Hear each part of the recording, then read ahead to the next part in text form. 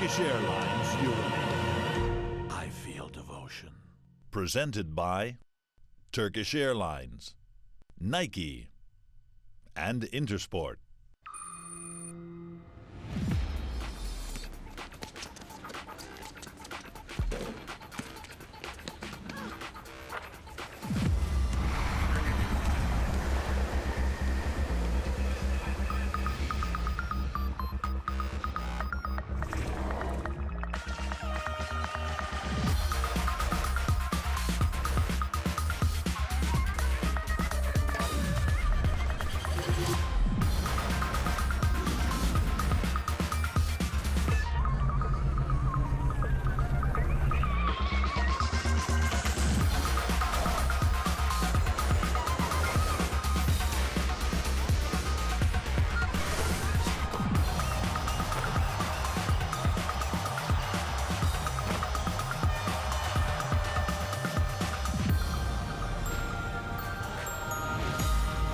Turkish Airlines EuroLeague. Welcome back to magnificent Istanbul, Turkey, and the crowning moment of the Turkish Airlines EuroLeague season, the winner-take-all title game between CSKA Moscow and Olympiacos Piraeus, both ready to rock, sold-out Sinan Erdem Arena in a battle to make history tonight as champions of a continent. This date with destiny features super talented CSKA against an Olympiacos team that surprised the experts and maybe even itself by even reaching this Final Four. But in 40 minutes of intense EuroLeague team basketball, anything is possible, so don't lose your seats until we find out which of these great teams will lift the trophy tonight. Hello, I'm Frank Lawler from EuroLeague TV, and as we watch Olympiacos and CSKA arriving earlier to Sinan Erdem Arena, let's bring in our own expert, George Zidek. And George, as a former EuroLeague champion yourself, what can you tell us about this moment in a player's life? Good evening, Frank. It does not get any better for this as a player. This is the only elite basketball in the world that every year has one game, do or die, to become champion. I think that gives players an emotional charge that cannot be matched as they walk onto that floor tonight. George, one fascinating aspect of this final is that both head coaches, Dusan Ivkovic of Olympiacos and Jonas Kazlauskas of CSKA, coached the other team earlier in their careers. First time that has happened in a title team, and both, of course, have won this title before. Yeah, I played for Jonas Kazlauskas in 1999 when he took our Žalgiris team to the EuroLeague title as big underdogs. Now he's going against an Olympiacos team that is very much the surprise of this season. Olympiacos is guided by the dean of European coaching, Dusan Ivkovic, who gave the club its only EuroLeague title 15 years ago. That's in 1997. And don't forget, George, that Kazlauskas defeated Ivkovic and Olympiacos back in the 1999 semifinals in blowout fashion. So these two guys have faced each other on a stage this big before.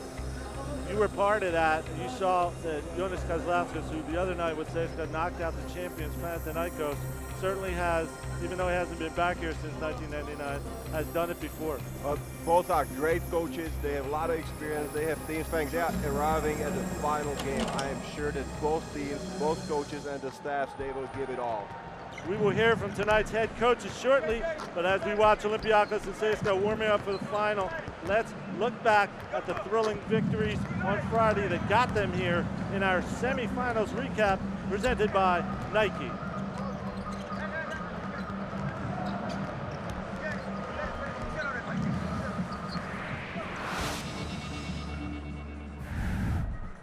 Their opponents had won 4 of the last 5 EuroLeague titles.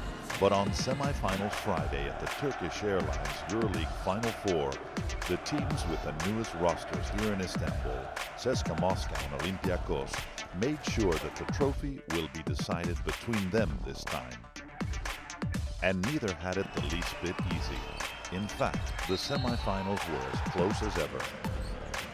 In the first semifinal, CSKA found itself quickly in trouble and trailing by 14 points at the end of one quarter to defending champion Panathinaikos Athens. A second quarter turnaround started at the defensive end with Andrei Kirilenko and Nenad Kristic racking up block after block, changed everything. Before halftime, With young Alexei Ved taking over on offense, CSKA had evened the score and it was a whole new ballgame. Victor Griata's passes started getting his teammates easy baskets, while CSKA's defense frustrated the Panathinaikos pick and roll. Still, CSKA had to overcome the heart of the champions, as Panathinaikos regained a 6-point lead early in the fourth quarter. That's when the superstar trio of Kirilenko, Kirstic and Milos Teodosic rallied CSKA into the lead before Šved dueled a legend, Šarūnas Jasikevičius, to send the game into a frenzied final minute. A brilliant play saw Teodosic make both an inbounds pass and a go-ahead shot within 2 seconds. CSKA's defense did the rest, assuring that the Turkish Airlines EuroLeague would have a new champion. Then it was the turn of Olympiacos to face the team it lost to in the 2010 final. FC Barcelona Regal had much more height and experience, but the Reds walked on the floor and sent a message by scoring the first 8 points of the game. Then they followed their leader, Vasilis Spanoulis, to consistent control of the scoreboard, although mighty Barcelona stayed right on the heels of Olympiacos. When the EuroLeague's greatest scorer ever, Juan Carlos Navarro, gave Barcelona its first lead, Spanoulis answered within seconds. And on the last play of the half, he assisted Joey Dorsey on a monster slam that gave momentum back to their team. With Vangelis Manzaris starring on defense and Kostas Papanikolaou making big plays, Olympiacos maintained control after halftime. And when key baskets were needed, Georgios Printesis stepped up without hesitation. Barcelona wouldn't go away and came within 2 points of tying in the game's final minute. But Spanoulis was the decider. His step-back three-pointer brought down the house, and his dish to Dorsey completed one of the biggest upsets in years, as Olympiacos joined CSKA in Sunday's title game.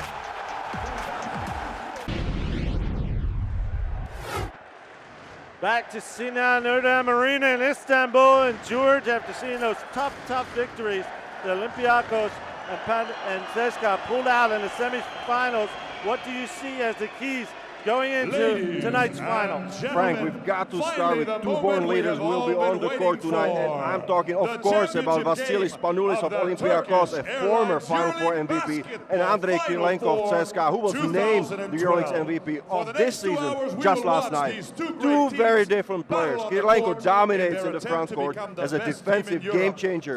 He was the season's EuroLeague leader in rebounds and blocks and ranks second in steals. Spanoulis, on the other hand, will have the ball in his hands constantly for Olympiacos. There is nobody better at controlling the tempo of the game while he's scoring and dishing assists just to make his team better. George, CSKA not only has Kirilenko, but two more players named to the All-EuroLeague team last night. Center Nenad Kirstic and point guard Milos Teodosic, himself a former EuroLeague MVP, as is veteran small forward Ramūnas Siškauskas. There's no doubt that CSKA is absolutely loaded, Frank. Any one or more of those guys could be the difference tonight. We saw Teodosic hit the key shot as CSKA dethroned Panathinaikos on Friday. Perhaps Olympiacos has less star power, but a lot of talented players who understand their role exactly. The quick inside-outside scoring of Georgios Printesis and the presence of Joey Dorsey, he's a mountain man in the paint, will be very important for Olympiacos against the shot blockers of CSKA tonight. And of course, George, these teams played twice earlier in the season, with CSKA winning both. What effect do those two games have coming into this one? We shall see, Frank. But there are two reasons that Olympiacos fans don't need to look back and worry. Dorsey, first of all, had just joined the team when they lost to CSKA and wasn't yet part of the lineup in the first game. And let me remind you, Frank, the second game didn't really affect either team's possibilities of advancing in the competition. And CSKA hit an amazing 11 of 12 three-pointers in the first half to win that one very early. With an Olympiacos team that has gotten better each game, I expect tonight to be a very different story. And let's not forget the kids, George. There are several under 25-year-olds on both these teams. who could prove to become X factors tonight? Well, on CSKA side, there are two in particular, and that's Alexei Shved, who led CSKA back from 14 points behind in the semifinal on Friday in an electrifying performance. If he repeats that tonight, CSKA will be in very good shape. Watch out for him playing with power forward Andrei Voroncevic, as they love to come off the bench together and put CSKA even in a higher gear. Okay, George, and how about the Olympiacos youngsters? Well, first, that's Kostas Papanikolaou for you, a 2-year starter, only at the age of 21. Do you believe that? He is as active as anyone on the court. Number 2 is Vangelis Mantzaris, who plays great on the ball defense, which his team will surely need tonight. Kostas Lukas, he completes the nuggets on the block for Olympiacos, who did not play much on Friday, but had big plays in the last few months to get Olympiacos closer to the Final Four. Lucas and Manzardes in the backcourt could be even more important for Olympiacos after another point guard, AC Law, was injured on Friday. He is dressed to play, and we'll see how fit to play he is when this game gets started. We've also noticed, as you'll see in the lineup for Olympiacos, we've noticed that Lazaros Papadopoulos, who didn't play on Friday, is also in the lineup.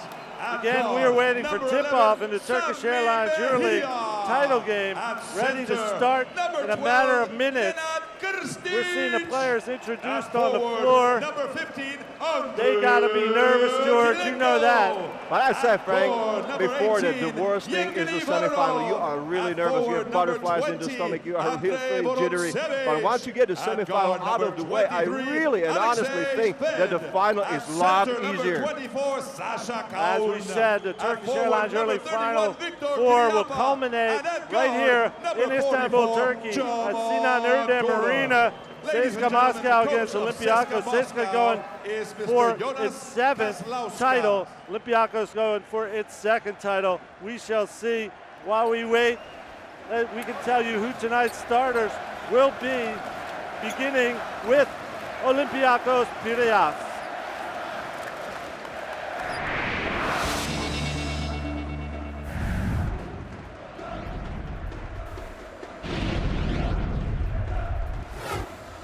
Vasilis Panoulis, number 7, Greece.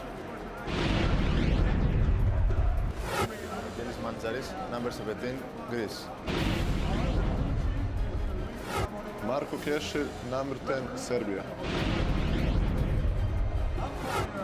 Pero Antic, number 6, Firo.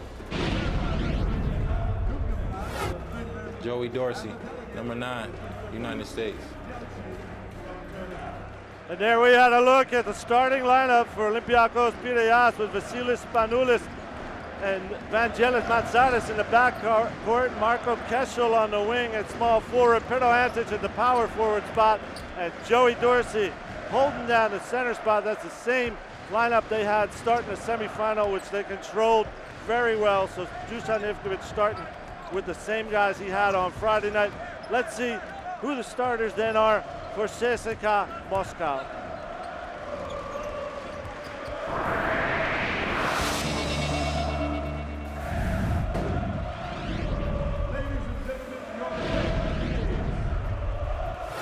Miloš Teodosic, number 4, Serbia. Ramūnas Šiškauskas, number 8, Lithuania. Viktor Kriapa, number 31, Russia. Andrei Kirilenko, number 15, Russia. Nenad Krstić, number 12, Serbia.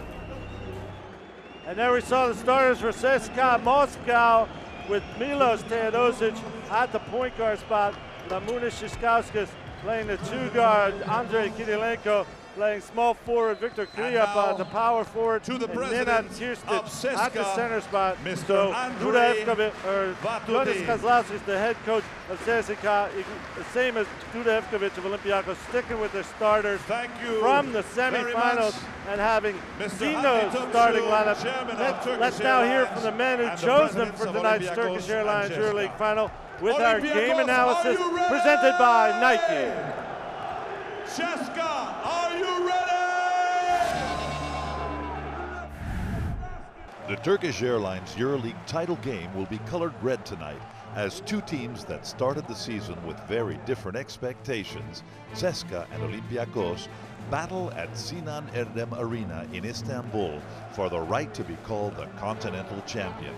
CSKA dominated the season while winning 17 of its first 18 games, including 2 comfortable victories over Olympiacos in the top 16. Olympiacos has seen its ambitions rise to the point of upsetting another favorite, Barcelona, in the semifinals. By knocking out Panathinaikos on Friday, CSKA assured that a new EuroLeague champion will be crowned tonight in Istanbul. His CSKA teammates will depend on the leadership of Andrei Kirilenko, who was named this season's MVP on Saturday and was joined on the All-EuroLeague first team by big man Nenad Kirstic.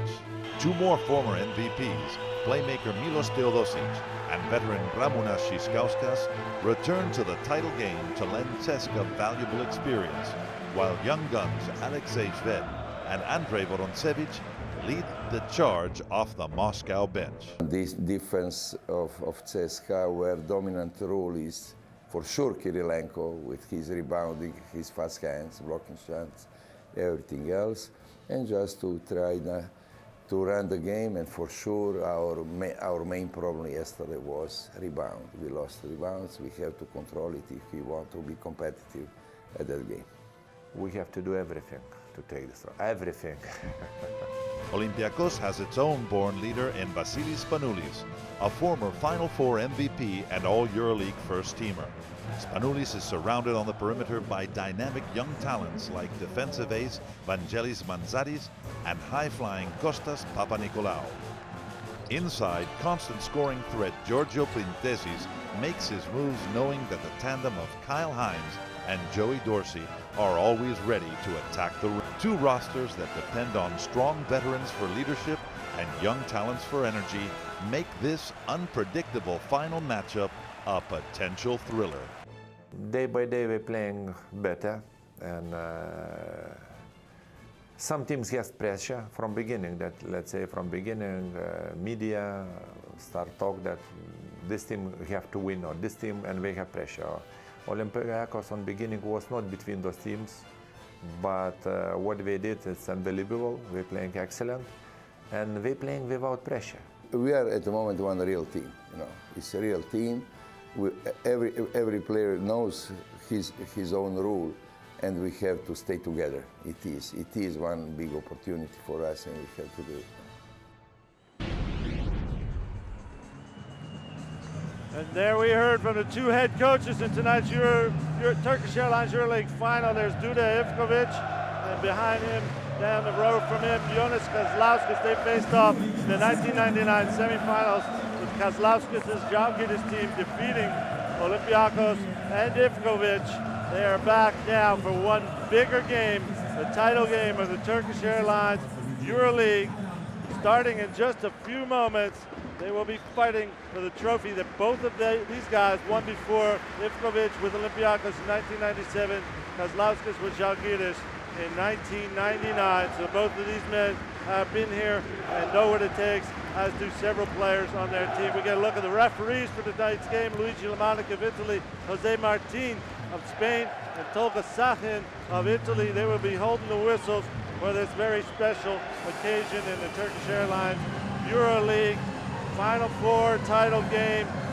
We will be followed live around the world on television in 174 countries and elsewhere through internet and social media, and more than 600 accredited journalists in attendance here at the Turkish Airlines EuroLeague 2012 Final Four. The stage is set.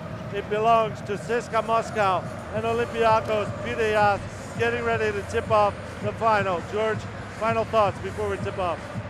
Well, I think that both teams are ready, and they just cannot wait for the tip-off to happen, Frank. You really want to get started, get the ball up in the tip-off, and start playing. This is what it's all about. This is a knockout battle, fight for the title. That's it, Frank. 40 minutes or more for the big show. Here we go. The players are coming on to the court. As we said last night, Andrei Kirilenko, CSKA Moscow, named the MVP of the Turkish Airlines EuroLeague season. Joining him on the first team, Nenad Kirstic, who is also in the starting lineup. And on the second team, Milos Teodosic, a point guard for CSKA. A great season by them, rewarded at the FS EuroLeague Awards ceremony last night. They were joined on the first team by Vasilis Spanoulis of Olympiacos Piraeus. Frank, if there's any question about fatigue, being tired, I think both coaches said it. Everybody is a little bit tired, but I think it just goes out of the window when the players step on the court. Let's remind our viewers that Teodosic played 32 minutes, Kirilenko 34 minutes for CSKA in the semifinal, whilst Vasilis Spanoulis played 33 minutes for Olympiacos. Those are only 3 players that got more than 30 minutes on Friday. We are ready for the start of the Turkish Airlines EuroLeague title game. In 40 minutes, if there's no overtime, we will have a champion of the 2011-2012 season. These teams have earned it. Now they have to play one more game to see whether CSKA Moscow or Olympiacos Piraeus of Greece will emerge tonight with a historic victory and the trophy celebration. It should be a great game. Here we go with the tip-off. The final has begun. Controlled by Olympiacos, Vangelis Mansatis with the ball. Passing off to Pero Antic and into the hands of Vasilis Spanoulis. He gets free, gets it to Pero Antic on the wing. Antic drives, a running shot off the backboard to get it started for Olympiacos. That was a lucky shot by Pero Antic, but that just showed you how difficult the big guys of Olympiacos are going to have it. He had a really difficult shot over Kirsty. CSKA's first possession, Shishkauskas on the wing. Kriapa hands off to Milos Teodosic. Back to Shishkauskas. 6 on the shot clock. Shishkauskas drives, stopped on the baseline, turnaround jumper, and that goes in as well. Both teams starting off with good shots. That was a good play by Shishkauskas because he used patience and he used an advantage over Spanoulis. That is his height. Mansatis bringing the ball up for Olympiacos. There's Pero Antic making his move to the basket, misses, and the rebound tapped out to Milos Teodosic. And you saw that again, Kirilenko coming from the weak side and just bothering the shot of Pero Antic. Teodosic launches from 3 off the backboard and out into the hands of Pero Antic. That was a quick shot by Milos Teodosic. Wanting to get going, missed the shot. Spanoulis free, gets the ball to Dorsey, but he gives it up to Kirilenko, who's right in the right place at the right time. That's the best as they get. Defense is stopping Andrei Kirilenko again with his active hands. Kirstic in the paint, spins on Dorsey, misses the shot, and Dorsey comes up with the rebound. That could be the crucial matchup of the game right there on the block because CSKA is going to like to go to Kirstic down low. Nice spin move by Kirstic, but he did not get the angle on the shot. Spanoulis going cross court. Mansatis, and he goes inside to Dorsey, back to Spanoulis, working on Kriapa to Dorsey. This is inside again, those big CSKA defenders, top shot blocking team in this league, bothering Dorsey in low. All 3 shots on the inside bothered by CSKA shot blockers, and a lot of contact there, Frank. 2-2 score after 2 minutes. In the Turkish Airlines EuroLeague final, CSKA ball. Teodosic makes a move for the basket, misses his layup, and Dorsey has the rebound. Outlets to Mansatis. He tries to go to Pero Antic, but the ball is kicked. It will stay Olympiacos ball. Frank, do you expect some easy baskets to be scored tonight? I don't think so. Look at the defense the players are putting on a defensive show so far. But George, after seeing this, as you said, trouble inside. We saw Olympiacos attack against Barcelona as quick as possible the other night. They may go to that option tonight, get the easiest, quickest shot they can, and there's Vasilis Spanoulis drawing the first foul on Ramunas Shishkauskas. Well, I think they are trying, but the CSKA defenders are everywhere. They are doing a really good job of the defense on perimeter. On the inside, they have such long players. I know Antic got to the hoop once, but the defense made it before him. Here's Marco Keschel trying to get a shot off. The ball lands inside the Pero Antic and knocked out of bounds by Teodosic. Nothing easy so far, and I don't think anybody can expect it the rest of the night. Nothing, absolutely nothing easy. There is ball, everybody's attacking him. Spanoulis will inbound for Olympiacos to Dorsey. Gets the ball, goes inside. This is to Kessel for a 3-point try. That's off the mark. And CSKA controls the board. Frank, I think if Jonas Kozlauskas called for great defense from the get-go, I think he got his place granted because CSKA is very, very focused defensively. Griapa on top. Tries to throw the ball over to Szyszkowskis, but on the pass, he was pushed down below by Petr Antic. But look at that, Frank. Petr Antic is pressuring the ball, and Victor Griapa has 9 meters from the basket. That's because Griapa is one of the best passing forwards in the world. We saw that in the semifinal. As you let him stand out there, look over the defensive pass, he could be in trouble. Here's another foul, the push by Marco Keshel on Kirilenko.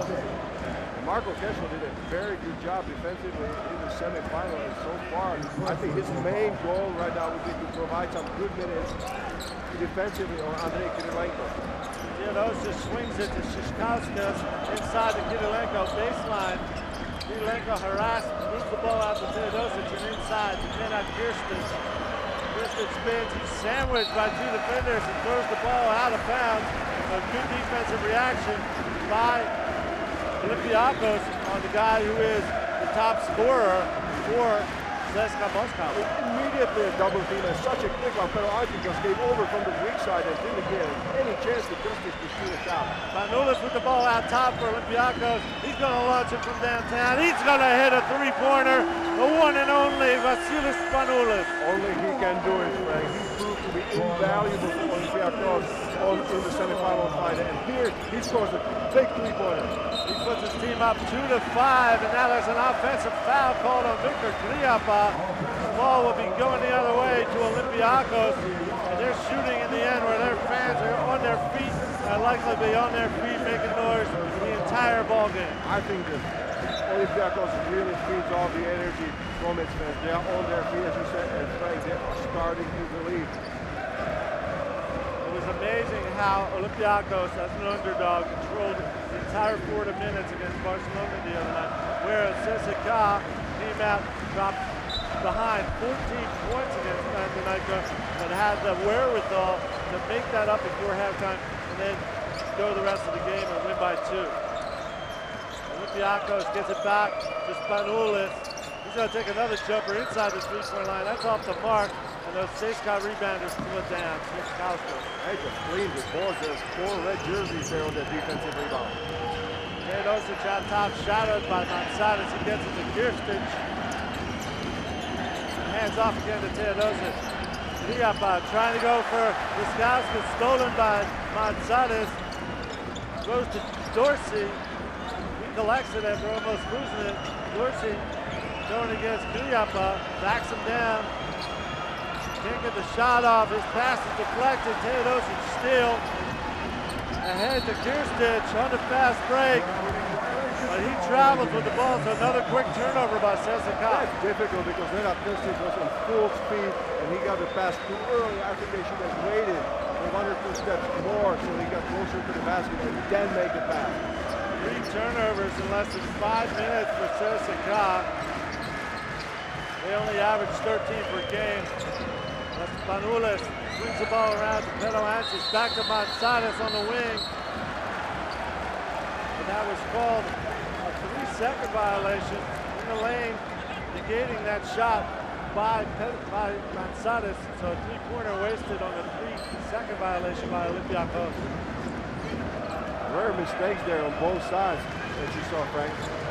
That's 3 turnovers each so far. 4 for CSKA, I'm sorry, and 3 for Olympiacos. Griapa on top for CSKA. Inside to Kirilenko, but before he can try to get a ball up, he's fouled by Vasilis Spanoulis. But you see how closely he is watched, Frank. He received the ball under the basket, a very good shooting position. Immediately he's fouled before he gets a chance to get a shot off. They just don't want him to get going. And that's understandable. We have a 2-5 score after 5 minutes.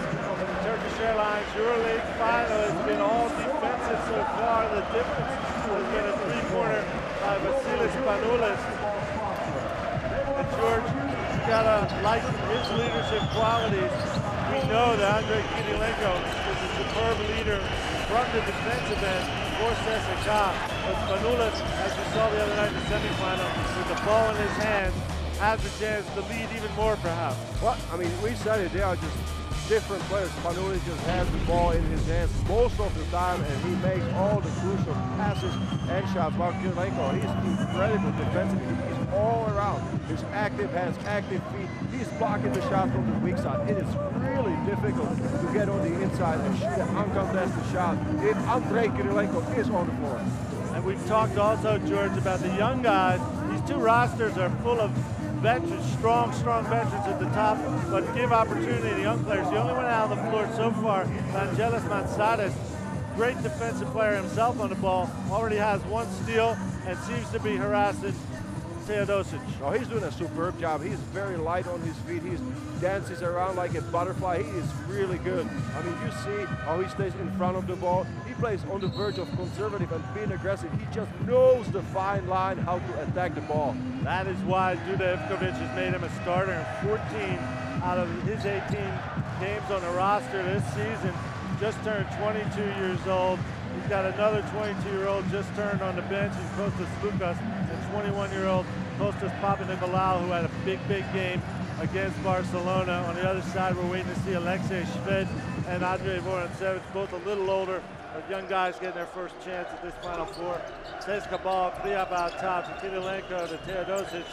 Teodosic takes pick and roll. He's got space. Tries to go to Kirstich, another turnover.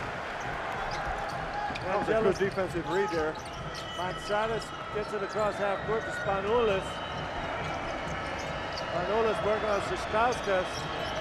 Gets around him. Goes back, fall back, shot off the rim. That was a very difficult shot for Spanulis because Sishkauskas is just so much bigger and he clearly bothered his shot. No offensive rebounds in this game so far. 5 on the defensive end for CSKA and 3 for Olympiacos, so nobody's letting the other team get its shots back. It's 1 chance so far on every possession. Teodosic guarded by, he tries a shot and hits it from inside the arc, despite the good defense of Mansadas. That was a veteran move. I mean, Teodosic just said, hey, I'm going to take this ball and show you that I can play one-on-one. Nice shot from the free throw line. It's 4-5 with under 4 minutes left in the first quarter of this Turkish Airlines EuroLeague final. And this foul is offensive as well as Joey Dorsey gets caught moving on a screen and denies another shot chance for Marco Kesher. That was some movement there on the screen. Of course, the takes by the big guys are very important for the shooters to get open. And Joey Dorsey, like you said, he's a mountain of a man. He set some big screens. CSKA Moscow looking for its first lead. They get the ball to Sishkauskas and to Kirstich.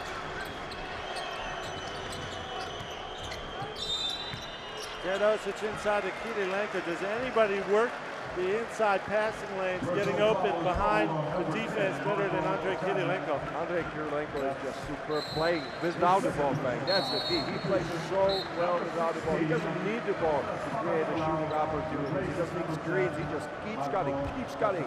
And that as a big target on the inside, he is such an easy target to hit. Kirilenko draws that foul.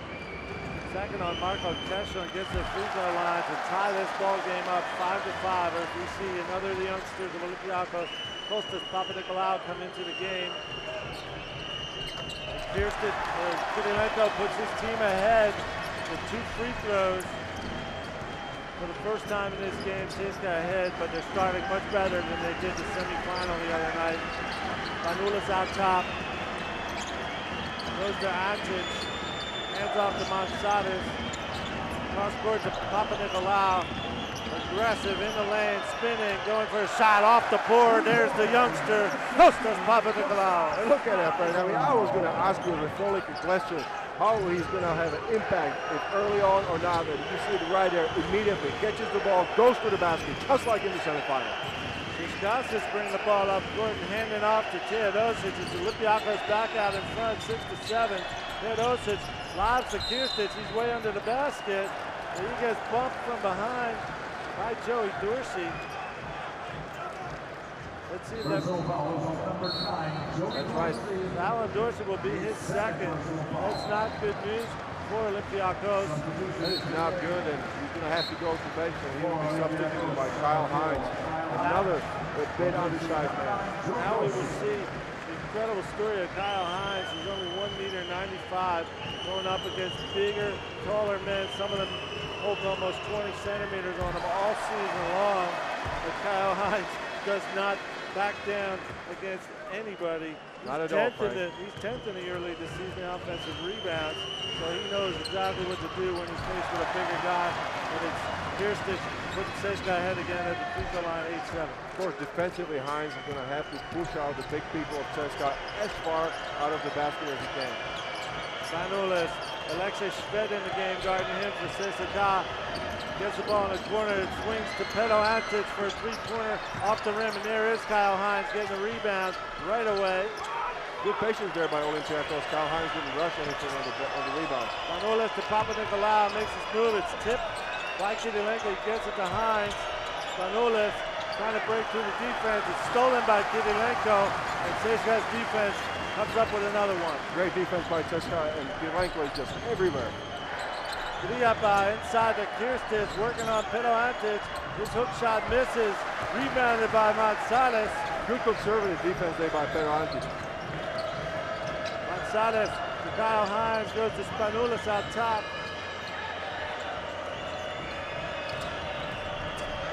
It's Spanulis in the corner to Pedro Antic, misses everything and into the hands of Andrei Kidilenko. That was a wild shot. I think Pedro Antic got an advantage in quickness against Krstić, and he should have taken the drive against him. Kriapa on the wing goes right inside to Kirstich. He's fouled before he can get to the basket. Let's see if the first foul on Hines, which may not be the shooting foul. We're called it on Papanikolaou coming from behind. Kyle Hines, the foul is on Hines, and the shot was on the way, so Kirstich will return to the free throw line. As we said, he led CSKA in points, in the bonus, that's why they're doing the free throw line. He led CSKA scoring with 14.3 points this season, and he went to the free throw line, fifth most attempts, fifth most free throws made of any player in the EuroLeague this season, almost 4 per game for Kirstich. He's got a chance to get those 4 right in his last couple of plays. And Frank, in the first game that they played in top 16 in Piraeus, Greece, Kirstich shot 12 free throws, so he was very active on the inside, just working hard for him, and he was fouled a lot in that game. He's a 78% free throw shooter, but missed the first one there. This one he gets back, so then at Kirstich, 3 for 4 from the free throw line, has CSKA ahead 9-7. We see Yorgos Printezis come into game for Olympiacos, so small lineup in there for Olympiacos. Kyle Hines is going to try a jumper from outside. That's off the mark. Rebounds loose and in the hands of Mansales. You can see how hard Olympiacos goes after the boards with this quick lineup.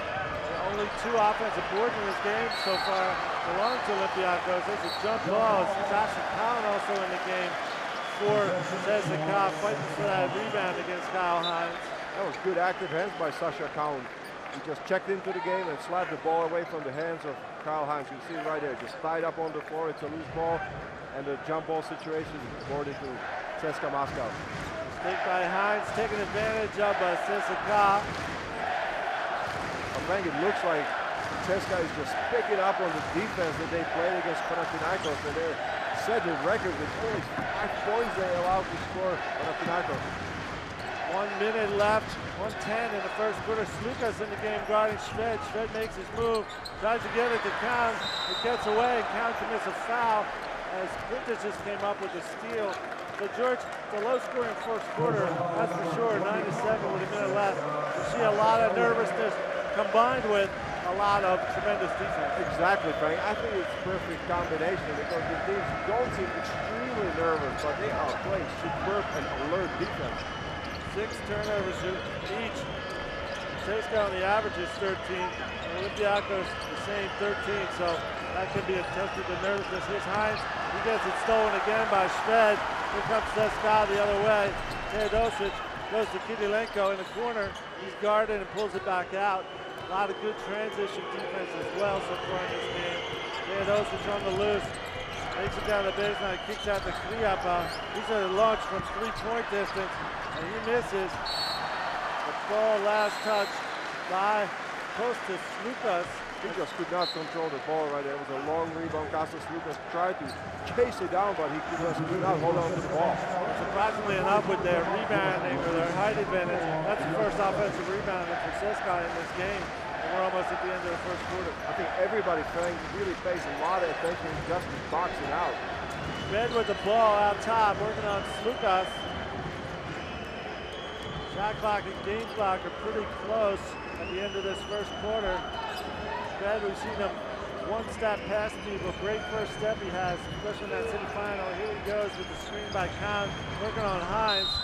He gets pushed by Hines on the way to the basket, so that's a little bit of trouble for Olympiacos, with 2 fouls on Hines and 2 fouls on Dorsey, not to mention Marco Kessler. This is not good, but you saw the strength of Alexei Shved. Did you see how explosive he is off the ball? I mean, he just took it right at Kyle Hines, and he could not stay with him. And you said it, Kyle Hines is very quick on his feet at 1.95 meters. 7 seconds left and a timeout on the floor with in the first quarter, with CSKA leading 9-7, and Alexei Shved going to the free throw line with a chance to make it more. Down where George had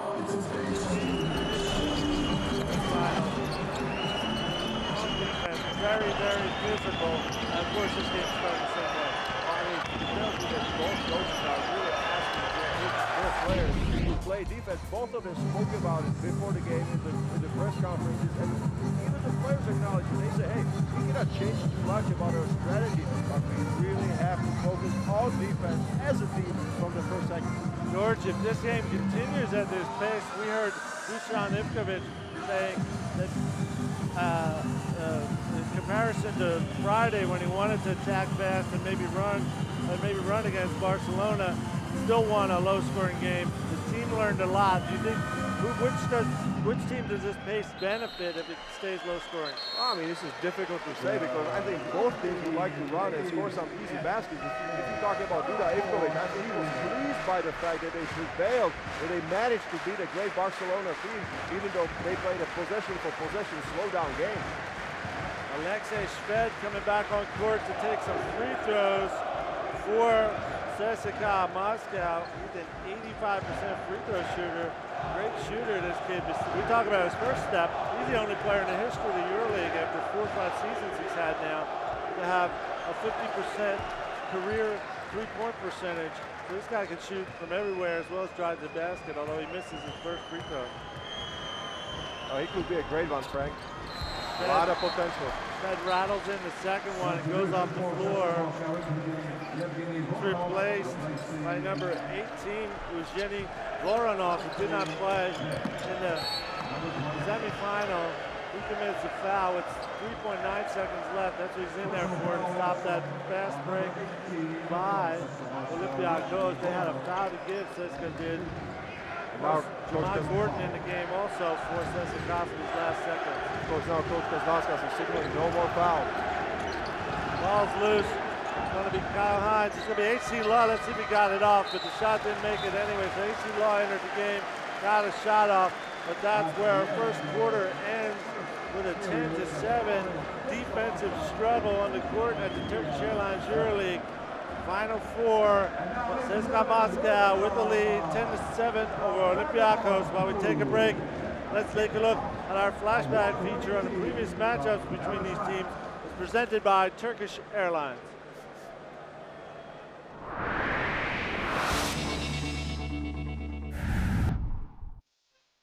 Before their 25th meeting today, CSKA and Olympiacos never played a Final Four game together, but often had to beat each other just to make it this far. Indeed, this rivalry began with Olympiacos reaching their 1995 Final Four by rallying from a 30-point loss, Game 1, to win their quarterfinal series as CSKA couldn't stop scorer Eddie Johnson. The Reds dominated CSKA again for 2 early season victories on the way to their first EuroLeague title in 1997. The new century turned the tables as CSKA won 6 times against Olympiacos on its path to Final Fours in 2003, 2004, and 2007. Then, in the 2008 rematch of their first playoffs encounter, Olympiacos shocked CSKA in Moscow to win Game 1 on a last-second shot by Lynn Greer. This time, however, CSKA rallied behind Ramona Szyszkauskas to win the next 2 games and go on to claim the 2008 EuroLeague title in Madrid. If I remember well, we was at the halftime we was almost 20 points up. Everybody expected we would go to the Final Four, but CSKA turned the game and they finally win. Every game like that gives you some experience, you know, and for sure, I think that it gave for us, you know, some more, let's say, points, you know, for the future. There we saw a little bit of history between these two teams, but nothing more important than this game, their first Final Four game at all against each other, and for the trophy tonight. Here we go in second quarter action with CSKA 10-7 over Olympiacos. Top scorer so far, Nena Kirsten with 3 points for CSKA. Olympiacos small lineup. Pretentious going to shoot from deep right at the start of the second quarter. Rebound ahead to Jamont Gordon. He saves it back, but AC Law has it. So they're breaking out the gates here in the second quarter. Law trying to go around Schmed. Gets fouled by Alexei Schmed. I don't know, George, we talked about who this favors, but if you're the underdog, which is Olympiacos, a close scoreboard, whether it's 4 points or less, is always staying in striking distance in favor. Really, that's what you're trying to do if you're an underdog. Just keep it as close as you can, and towards the end of the game, I think the favorite starts to get more nervous. Another foul on Schmed drawn by Slukas, and that too is interesting to the benefit of Olympiacos because Schmed was just on fire on Friday. If he has trouble getting started, he can only help Olympiacos. He just gives completely different look to the offense of CSKA because he is so quick, Frank. We saw him beat anybody in the EuroLeague on the first match. AC Law to Slukas across the Papa Nicolau. He gets in the lane, falling down, got the pass off. He lost it. It was knocked out of bounds by Jamont Gordon. The Papa Nicolau with a heads-up play after he accidentally fell on his drive and kept the ball in his team's possession. There is absolutely nothing for you tonight, Frank. I mean, it's been 10.5 minutes and I have not seen one easy situation for either of the teams. They are just contesting and challenging everybody on each play. The ball will remain with Olympiacos. We see AC Law, who came in the final seconds of the first quarter. Of course, he was injured on a turned ankle in the semifinal. We didn't know if he would play, but there he is out there. We'll see how he's doing. Here goes Pretentious to the hoop, tries to get it to Kyle Hines. He goes out to AC Law, can't handle the pass, so it's another turnover. And you have to think that whether it's nerves or defense, the turnovers are piling up for these two teams. 8 each, George. Look at that, Frank. 16 turnovers combined. 0 assists. That is an incredible ratio. Especially when these teams do very well in both those departments. CSKA Moscow set the all-time EuroLeague record this season with 19.5 per game and had 25 or 26 in one of the games against Olympiacos. It's a different Olympiacos team, much more defensive than it was earlier in the season. Kirilenko baseline, can't get a shot, has to take a desperation shot. It misses, and the rebound fought forward by Sasha Khan. He throws the first foul on Kyle Hines.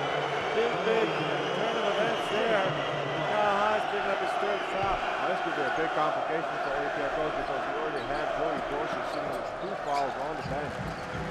Set out top for CSKA. He's going to launch a 3-pointer. That's off the mark, and the rebound to Slukas. Kostas Slukas is a big guard, and I think he will need to help his big man with rebounding. He goes right inside the Pretentious on the post. Pretentious working against Kriya, but gives it back to Slukas for a baseline jumper that misses. And Pretentious has the rebound. Trying to get the ball out. He gets fouled. Looks like Kirilenko gets hit with his first foul, I believe. Let's check on that. Kirilenko's first foul for him tonight. But did you see that, Frank? They got an offensive rebound, and there was nowhere to go. Absolutely nowhere to go for Georgios Pentoses, so he just had to throw it out. Even though you say that, George, Olympiacos, even with a small lineup out there for much of this time, is holding its own on the board so far. Oh, absolutely. They are just giving it a lot of heart. Protezic's free inside, but he traveled before being challenged by Kirilenko from behind. Traveling called another turnover. You see Andre Vorontsevich in the game for CSKA Moscow, as well as Pedro Antic, who came in when Hines got his third foul. But good position defense there by Vorontsevich. He just used his body to body up Pritesis, and immediately Kirilenko came from the back and tried to bother Pritesis and cause him to travel. With the quick shooter that Pritesis is, you have to do that. Here's Kirilenko at the other end. This ball to Jamon Gordon going inside the pound. Almost another turnover. Ball tipped. Shred comes up with it. Tries to go inside the pound. Tip in by Andre Kirilenko for the first basket of the second quarter. Again, he is active. He stays with the ball and just brings it home. AC Law on the wing working against Sasha Khan. He has a mismatch. Let's see what he does with it. Law had the ankle problem. Drives on Khan all the way to the basket. Misses. Boy, the battle on a rebound. It was Vorontsevich up in the air tipping the ball, but he ran over Pedro Antic to do it. Pedro Antic was trying just to tip the ball. And look at that right here. AC Law driving to the basket. It's a loose ball rebound. And right there, Andre Vorontsevich just comes flying through the lane and hits Pedro Antic. He was trying to tip it in. And this is the previous play. Look at Kirilenko. He stays there on the basket and he tips it back in. That's Andre Kirilenko, active on both sides of the floor. That's what he does best. That's why he is the reigning MVP. Kirilenko takes a seat on the bench as Milos Teodosic returns, as well as Lamunas Shishkauskas for CSKA. Vasilis Panulis back in the game for Olympiacos. It's a 5-0 run for CSKA. We lead 12-7. The defense has been the story in this game so far. Antic, Spanulis, guarded by Jamon Gordon. Spanulis tries to get through the double team. Balls loose, another turnover. Shishkauskas ahead to Jamon Gordon in the corner to Vorontsevich. CSKA pulls it out. Teodosic. Vorontsevich from the wing. He misses. AC Law comes the other way for Olympiacos. Jitterbugging through the lane. The ball's loose again. It's Jamon Gordon. He's having trouble handling it. Pulls it out. Teodosic to Vorontsevich. And again, CSKA pulls it out to Shishkauskas. Wraparound pass. Shishkauskas the count. The easiest basketball of the night so far. That's what they needed, Brad. They just needed to calm down, make an easy play. And what's easier in basketball than pick and roll? If you do it properly, that's what you get, an easy shot. Pinches his center answer from downtown. That's a miss. And on the rebound, a foul on Shishkauskas. And he looks like Kostas Papanikolaou got the worst of that. Look at that wraparound pass by Shishkauskas. There was nobody on the help side. Nobody coming to help. The whole side was clear. Sasha Kaun just easy slam right there. Good play. Shishkauskas wrapped that around two players. His own man and Pedro Antic.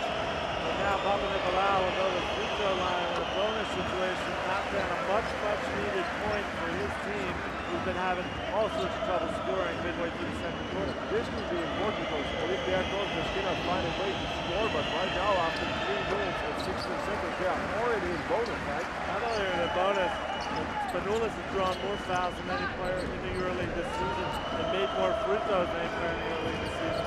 So we'll see if that has an effect. 14-9. Quarter action, turns into the final four. Teodosic to Kirstich for 2. Again, guard to the big man. Good cooperation. And then up first, he's sealing his man, getting the ball in a good position and scoring easy twos. Spanulis out top for Olympiacos. Working on Vorontsevich. Gets it into Pritesis with a mismatch. Jamon Gordon, his little jumper comes out, his jump hook.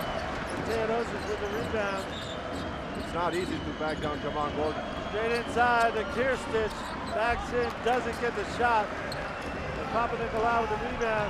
Spanulis on the run, going right at Kirstich and finishes Vasilis Spanulis. How difficult is that shot? He just flies into Kirstich and then backs in. What a play there! 16-11, timeout on the floor.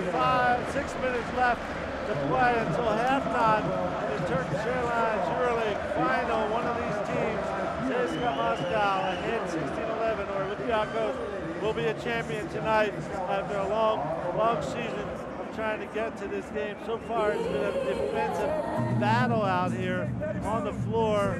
The high scorer in this game is Nenad Kirstich with 5 points. He's matched by Vasilis Panoulis of Olympiacos with 5 himself. Kostas Papanikolaou with 4 out there on the floor. At this point, CSKA's had a couple assists, and that is the difference. Remember, CSKA broke the EuroLeague record since 2000, 19.5 assists per game. They've only managed to get 2 so far tonight. Olympiacos 0. It's amazing how much the defenses are dominating, and the referees letting them play. It's going to be a defensive struggle, it looks like. And I think a few times, man, the ball just bobbled out of the hands of the players there on easy situations. Sometimes they didn't catch the ball. So I would also say that the nerves are working right here. But truly a mind-blowing statistics. There's only 2 assists so far in the game. And if you compute how much they have in the season on average together, it's almost 34 assists. And right now they are standing at 2. And we have already played 14 minutes of the game. Another factor, the block shots. We saw 1 block earlier in the game, but since then, Olympiacos has been getting some offensive rebounds, pulling the ball out, not risking the blocks, but they're not getting hurt too much around the rim with blocks just yet. I mean, CSKA is attacking the boards, but they are holding their own, as you said. I mean, they had trouble with Hines with 3 fouls and 2 for Joey Dorsey. Goran Savic on the wing for CSKA, gets it to Teodosic for an open 3. He knocks it down. Milos Teodosic has CSKA leading 19-11. That was a good play set up at the timeout by Jonas Kozlauskas. Perfect execution and a 3-pointer for CSKA Moscow. Printich back to Spanoulis. Jamal Gordon doing a good defensive job on him. Spanoulis to Papanikolaou for a slam. That was a perfect play. Penetration and kick and a strong finish by Kostas Papanikolaou. He likes that. Get it on the move and stuff it home. What a cut by Papanikolaou. What a pass by Spanoulis. That could uncork. Here's Teodosic again from downtown. Same play, same shot, same answer. He better not get going, because if he gets hot, that's big time trouble for Olympiacos. 22-13 for CSKA. Spanoulis to Printich, around to AC Law. Baseline one-hander off the mark. Rebound by Nenad Kirstich. That was a little bit of a weak shot. He shot him his offhand. It was penetrating to the baseline. Another 3. Whoa! Teodosic is feeling it. He's got 3 3-pointers in a row. And CSKA Moscow ahead 25-13 on the scoreboard. Look at that. 3 threes in a row by Milos Teodosic. He hit a key 3-pointer in the semifinal, and he's doing it early for CSKA Moscow. George, he looked like he would have taken that at half court if they gave him the ball. Here they come, 3 in a row. Nice play to get him open on the first one. Same play. Teodosic again. Both of those rattled in. But once he knew he had his mark, look at him from way downtown on the third one. Nobody gets near him. And Milos Teodosic with 9 points in a minute and a half has turned the scoreboard around. It was a close game just a couple minutes ago. It's now 25-13 with 4:30 to play in the first half. CSKA exploding in the middle of the second quarter. But Frank, did you see how far was the third one? I mean, he was coming down the floor with so much confidence. As you said, he would have taken it from the locker room. Well, Milos Teodosic came to CSKA this year from Olympiacos. He had this team in the Final Four 2 years ago when he was the MVP of the EuroLeague for Olympiacos. This year he switched teams and he has put some darts on his old team right there. 3 in a row. They know him better than anybody, but they couldn't stop Milos Teodosic from breaking out here in the second quarter. That's Vangelis Montsaris who's getting back on the court. A clear defensive assignment for him just to stop Teodosic. He did a great job of it in the first quarter. We also see Lazaros Papadopoulos getting his first Final Four action for Olympiacos, although he's a former EuroLeague champion with Panathinaikos. Let's see, they go right inside him. Papadopoulos spins, and he gets fouled by Kirstich right away, so nice call trying to get the ball to Papadopoulos, bring him on the court, make his moves in the post. That's good. I mean, he's big. He's their own defense. That's good news for Olympiacos. Right there, immediately. He's going to sit and rest of that company. He's going to Lavlinovic, Darius Lavlinovic coming in the game for CSKA Moscow. Papadopoulos has been sitting for much of the season with injuries, certainly the latter part of the season. Goes to the free throw line. This is the first one. He did not suit up for Friday's semifinal, but he's in there tonight for Olympiacos and trying to give him some help here in the second quarter. He appeared in a couple playoff games, didn't get much going, didn't get much time. He's not a good free throw shooter. He's averaging 20% for the season. Papadopoulos draws the foul, but can't take advantage of it. And there's Teodosic with the ball guarded by Spanulis. He has been the man of the moment with 3 3-pointers in a row. Gives it up to Boris 7. Lavlinovic, 4 on the shot clock. Gets it to Tomas York. He's going to launch from deep. Almost makes it. Rebound to Lavlinovic. Lavlinovic is very active. He chased down the long rebound. Very smart player. He knows he read the ball well where it's going to bounce. Back to Teodosic. He gets free. And there's a foul on Lavlinovic on the screen, moving too quickly. While an offensive foul to turnover for CSKA. I think he just got there half a step late and just moved to the screen a little bit. 3:37 left in this first half, George. And CSKA up 12, holding Olympiacos to just 13 points so far. What does Olympiacos have to do?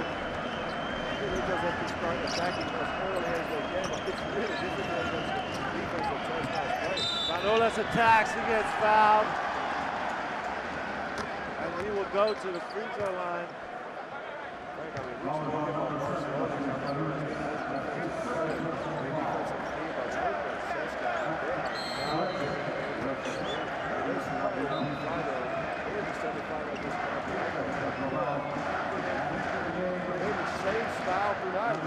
Montcourt goes out for CSKA. Szyszkauskas comes back in the game. Spanulis getting to the free throw line. He's got 2.5 minutes left with the CSKA the bonus in this half. And as we said, he goes to the free throw line more than any player in the EuroLeague, making more free throws. He finished as the second leading scorer this season in the EuroLeague with 16.7 points per game. And he knocks down the first of his 2 free throws, 84% free throw shooting for the season. Much needed every single point for Olympiacos. Somebody even lands his throws to get a chance to take that second free throw. Exactly right, Frank.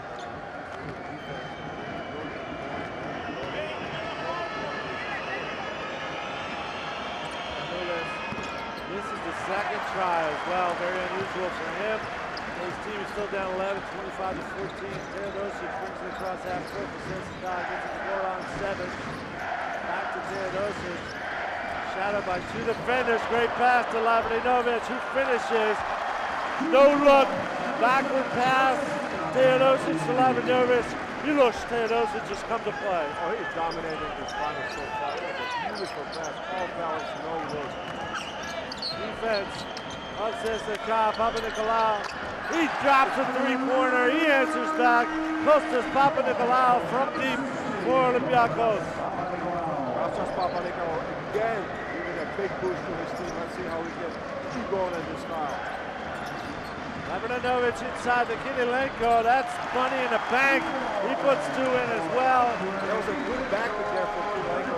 Papanikolaou got stuck there on the screen and Kirilenko was wide open right under the basket. Still a 12-point lead for CSKA, 29-17. Spanulis driving to the basket. He finishes as well. This is loosening up at the end of the first half, George. That's a good job by Spanulis. He's attacking the basket like he did in the semifinal. He had a little bit of trouble at the beginning of the game, but now 2 times in a row. Now in the open court by Papanikolaou. The young guy going against Kirilenko. Trying for the steal, knocks him down. Olympiacos has fouls to give at the end of this half. First foul for Papanikolaou.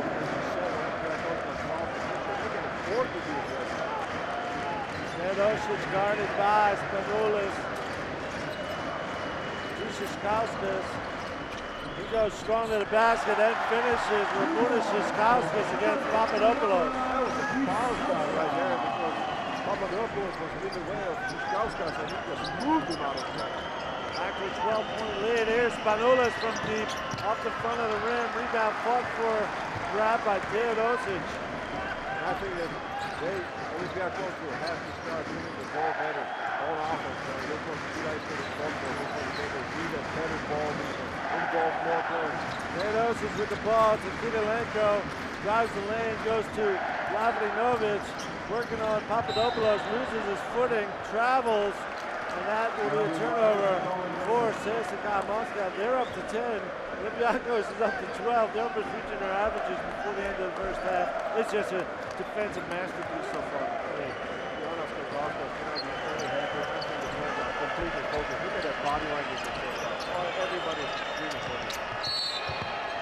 Papadopoulos tries to dish to Spanoulis on the cut, but it was kicked by Lavrinovich, who will stay Olympiacos ball. They've only got 114 to try to 114 before halftime, trying to get this back to single digits. They've been behind by 10 or more for a little while. Here's Papadopoulos in the post.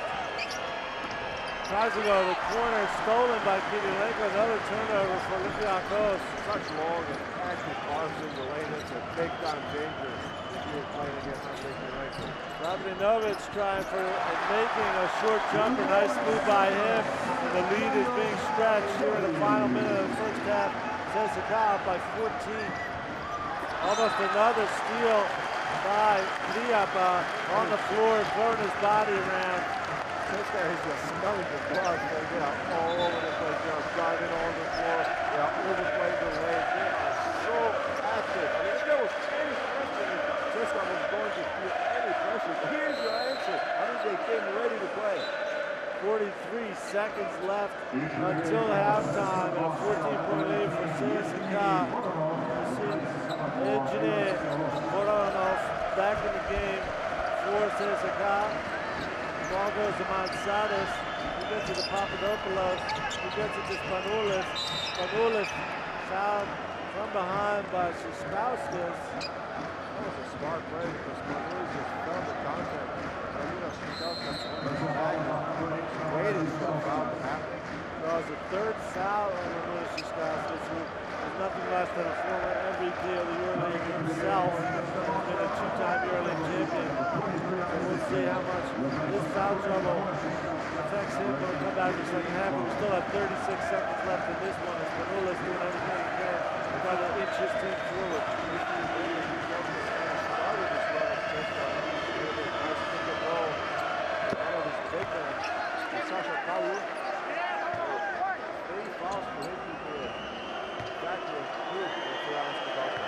For sure. Spanoulis hits the first free throw. This is the second, very unusual. He's missing free throws so far. We'll see this Spanoulis. Shred with the ball, guarded by Spanoulis. On top. He took it near the end of the first quarter as well. Let's see if Shred gets the call again, makes his move, goes to Lavrinovich for a three-point try. And a foul on the play by Spanoulis. Let's see. Lavrinovich, much taller than Spanoulis, shoots over. This is the shot, and he'll be going to the free throw line with three big free throws with 16.7 seconds left in the first half. Let's see. There's the touch on the elbow, spotted by the referee. Good call. Touch on the elbow by Spanoulis as Lavrinovich was shooting that shot. Absolutely, Frank, and I think he's going to the flag, and Lavrinovich must be respected for his three-point shooting ability. He's a very good three-point shooter. He should be respected for his free throw shooting ability, even though he didn't hit the first one. He's 95% for the season. Misses two. Let me double check that. What's going on, George? This is finals nerves. I mean, look at Vasilis Spanoulis, as you said, missing the free throws on the side of the There he goes. 1 out of 3. He gets the third one. He comes out of the game for under 1 on 7. 16.7 seconds left. 34-20. CSKA lead. Ball in the hands of Spanulis for Olympiacos. Any points they get back here will be appreciated by their fans. Spanulis kicks to Printezis for a three, off the mark. Ball is loose, and it's Voronov with a rebound. Shred for the shot. Let's see if it counts. Let's see if it counts. He made it. I think they're going to unlock the video. I think it was a three-pointer. I don't even know if his foot was on the line. The shot went in. There's no doubt about that. But the lights on the scoreboard were lit with the ball in the air. I think the referees are going to check it out and see if this shot was off before the buzzer sounded. We shall see. They'll do a video replay here at the end of the half. It's 34-20 before that shot falls. And we will find out what the true halftime score is while we wait for the referees to make the decision. Dynamic game right there. The shot was taken a little bit too early by Printezis on the side of Olympiacos. That gave 5 seconds for CSKA to go across before. And you know how fast CSKA plays and how immediately they know how to react. Sven got an open look, shot it, and now let's see if it counts or not, Frank.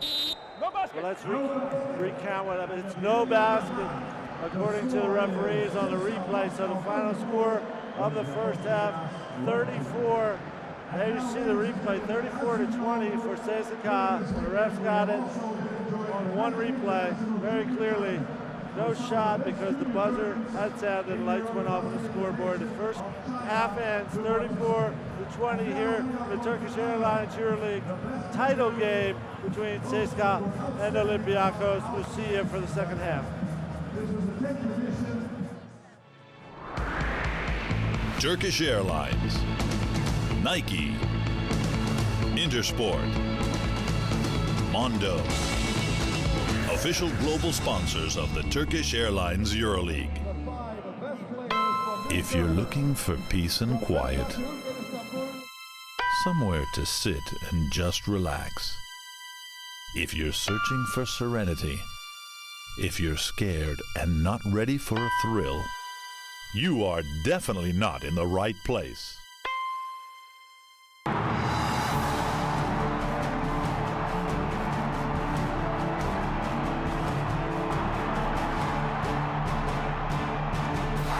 Turkish Airlines EuroLeague. I feel devotion.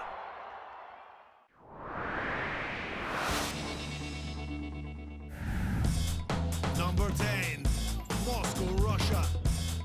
Alexei Shved sends the pass, and Andrei Vorontovich stops the show with a one-handed alley-oop slam to finish off another victory in what was a perfect regular season for CSKA.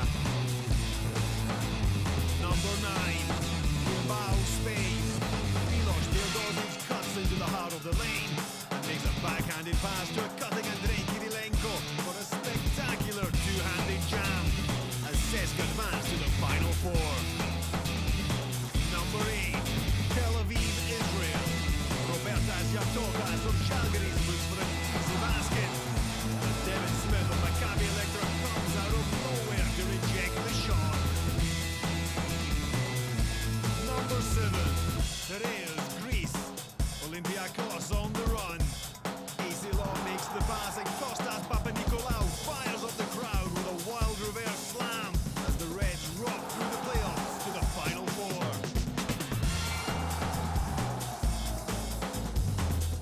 Number 6, Siena, Italy. David Moss of Montepaschi says no at the rim to a dunk attempt by Bonnie and Dong during Barcelona's only loss of the season. Number 5, Siena, Italy. Bo McCallum steals the show again, using his incredible speed to drive through traffic and detonate a huge dunk.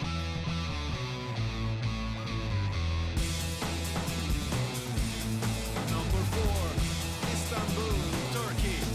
Kostas Lukas of Olympiacos refuses to give up with his team down 3 with 2.5 seconds to go on the road and launches a prayer from beyond mid-court to force overtime.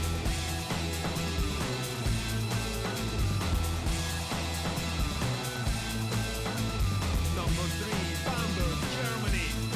PJ Tucker passes to Marcus Slaughter, who rises over the EuroLeague's tallest player. Ned Zacinanovic for a dunk that makes the Brosy Baskets fans go wild. Number 2, Bilbao, Spain. 6.4 seconds to go. CSKA down by 1. Raul Lopez gets the inbound pass, dribbles right, fakes, and takes the shot to win the game at the buzzer. Nothing but net.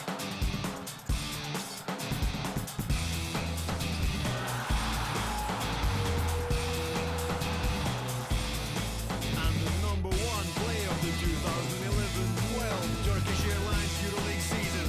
Vitoria, Spain. Zacinanovic gets the ball 7 meters away from the basket, penetrates, and shakes the rafters with an incredible dunk. Watch it again.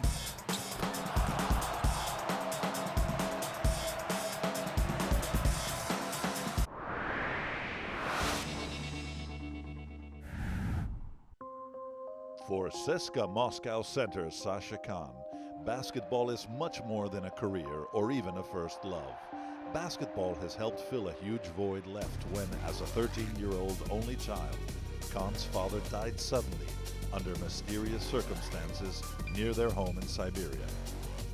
Definitely was hard, you know, it was hard on my mom and hard on me, and, you know, at that time I probably didn't realize as much how tough it was, you know, to lose somebody like that, you know, and kind of all came as a shock to us, and definitely affected some of the, you know, growing up that I had to do pretty fast. Overnight, Sasha knew that he now had a great responsibility towards his mother. Well, I try to, I guess, stay out of trouble, you know, and try not to make her too upset as a kid, you know, and just try to help her just in everyday things. 3 years later, they decided together that Sasha should take an unexpected opportunity to study abroad in the United States. He was 16 years old. You know, it was definitely hard on her, you know, to let me go, and it was hard on me, you know, being a 16-year-old boy to go to, you know, a whole other country. Far from Siberia, in sunny Florida, Khan discovered basketball. The high school coach there just asked me if I wanted to try, and I said sure, and kind of that's where we started, but it was definitely a long road. That road saw Khan become one of the few Europeans ever to win an American university title while he studied computer science, his father's profession. When I was growing up with my dad, I was kind of always around computers for most of my life, you know, since I can remember and stuff, and I always kind of wanted to learn that and, you know, and figure that out. Basketball brought Khan home to Russia, and in 2009, his rookie season with CSKA, he came within a shot of winning the EuroLeague title. That goal still motivates Khan, but whether or not he ever becomes a EuroLeague champion, he's sure that his father would approve of the pro that his son Sasha has become. I'm definitely hoping that he will feel proud, you know, because I definitely, you know, never expected to be where I am right now, and all this is just, you know, something extra that kind of happened in my life, and I'm just very, very grateful for it, you know, and very happy that it happened.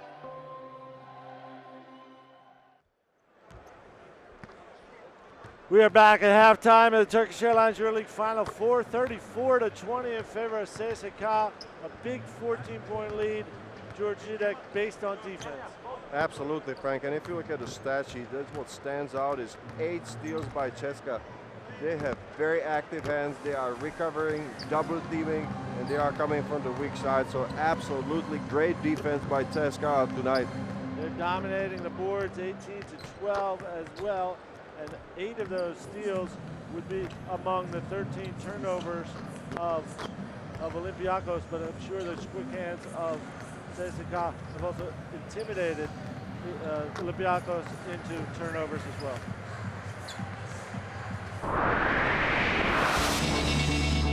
And here are some of the first half highlights.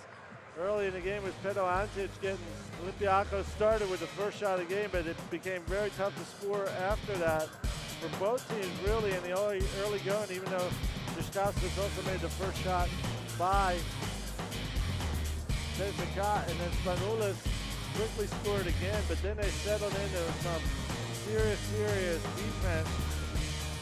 As you see, Manzadis, who was holding Theodosic for a while, gave up that shot. It was very low scoring. This guy, Papanikolaou, came in the game kept it close for Olympiacos, and it stayed that way, pretty close, George, into the middle of the second quarter. And we will soon see the explosion that happened then. CSKA got some good stuff inside. As you see, for the pass from Siskauskas to Sasha Count. But then came Milos Teodosic. Boom, 1 3-pointer. Boom, boom, the second 3-pointer. All this in about a minute and a half. And here he goes. I'm going to hit another. Milos Teodosic breaking open this game, getting that no-look pass inside the Lavrinovic for another basket, and that has been the difference.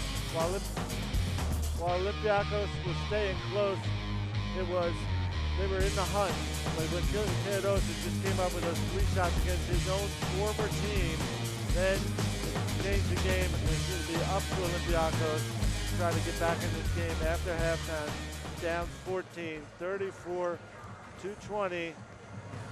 We will have a chance now to talk to our coaches here at halftime of Turkish Airlines EuroLeague final, beginning with the coach of CSKA Moscow, Jonas Kozlauskas. Hi, Coach. We've seen your team just do an excellent job on the defensive end, forcing Olympiacos into some very poor shooting percentages. What are your impressions of the first half? Both teams trying very, very hard on defense, and this is key for final. If somebody expecting that will be a nice game, it's wrong. On the beginning, we a little bit nervous, and it was bad decision, like we pass on transition for the biggest our player, some other things. After that, we little cool down, and now we start to do those things what we decide to do. Very good job. Are there any adjustments that you want to make in the second half? You have 20 minutes. You're 20 minutes from the title. Is there any adjustments? Anything special you told the team in the halftime locker room? Most important, psychology. Now we have something to lose, so we have keep our rhythm, keep how we play it. We cannot look to watch or to the score. You know, keep playing. Most important for us. Good job. Good luck, Coach. Thank you. George, there we heard from your ex-coach, Jonas Kozlauskas, as he won a EuroLeague title with you back in 1999 in commanding fashion when you were with Žalgiris. You both were with Žalgiris, and it was very similar to this. Big leads at halftime. He's got another one tonight against Olympiacos. Exactly. This is a very commanding lead. If you look at the scoreboard, 34-20. That's a 14-point lead. A very comfortable buffer for CSKA, and as Jonas Kozlauskas said, I think this is the clear game plan for the second half, because he just wants to keep doing what his players are doing in the second half. That means keep moving, stay aggressive, and just don't start looking at the clock, because that's the biggest danger, that you just freeze. Okay, now we're ready to hear from our other head coach in this final, Duda Ivkovic of Olympiacos.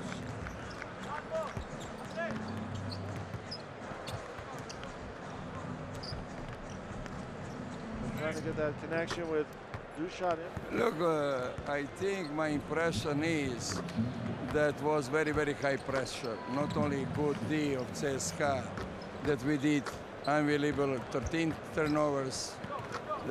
Our game controlling, our passing game was on one lowest level, and it was very, very bad reading. I think just with CSKA to score 34 points is something normally less. But even in second quarter, we did not do the bonus. We finished them with 3 fouls. We have to play more aggressive, more running, and better controlling at the half court. Too many turnovers. Thank you, Coach. Good luck in the second half. Okay. There we heard from Dusan Ivkovic of Olympiacos.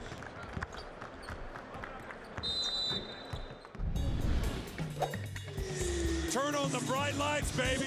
Great players make great plays. Teodosic hits the three! You better not bring it in here. What a shot. This is EuroLeague basketball. This thing is heating up big style. What a classic game between two of Europe's finest teams.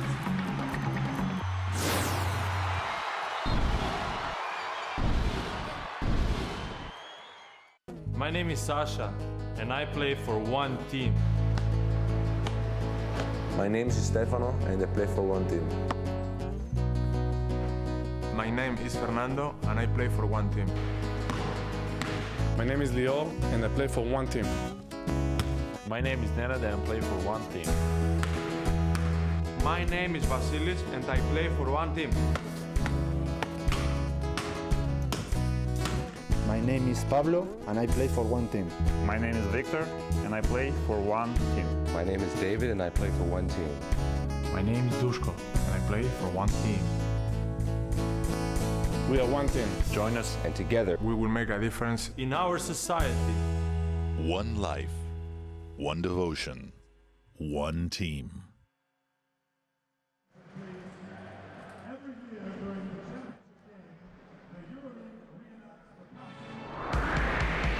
Turkish Airlines, Nike, Intersport, Mondo, official global sponsors of the Turkish Airlines EuroLeague.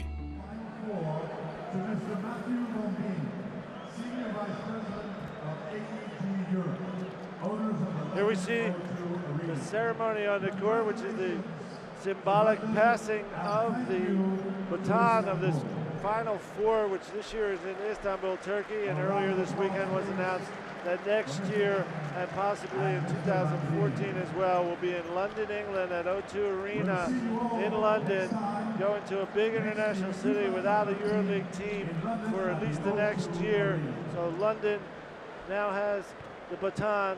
They'll be doing the Olympics this summer, so they'll be getting ready for the Turkish Airlines Final Four in 2013 at O2 Arena in London, England. We are getting ready here now for the second half of tonight's final, in which CSKA Moscow is taking control at halftime. 34-20, Georgia Duda Ivkovic of Olympiacos video on the team to show at the start of the second half. Oh, it's nothing to hold back, Frank. I mean, you're down 14 against a paper favorite, against a team that was built to win Final Fours in EuroLeague. So I think that you just have to tell the guys, hey guys, this is possibly the last 20 minutes of the season, so let's go out and play, have fun, and just do what we do best. Just play together and attack.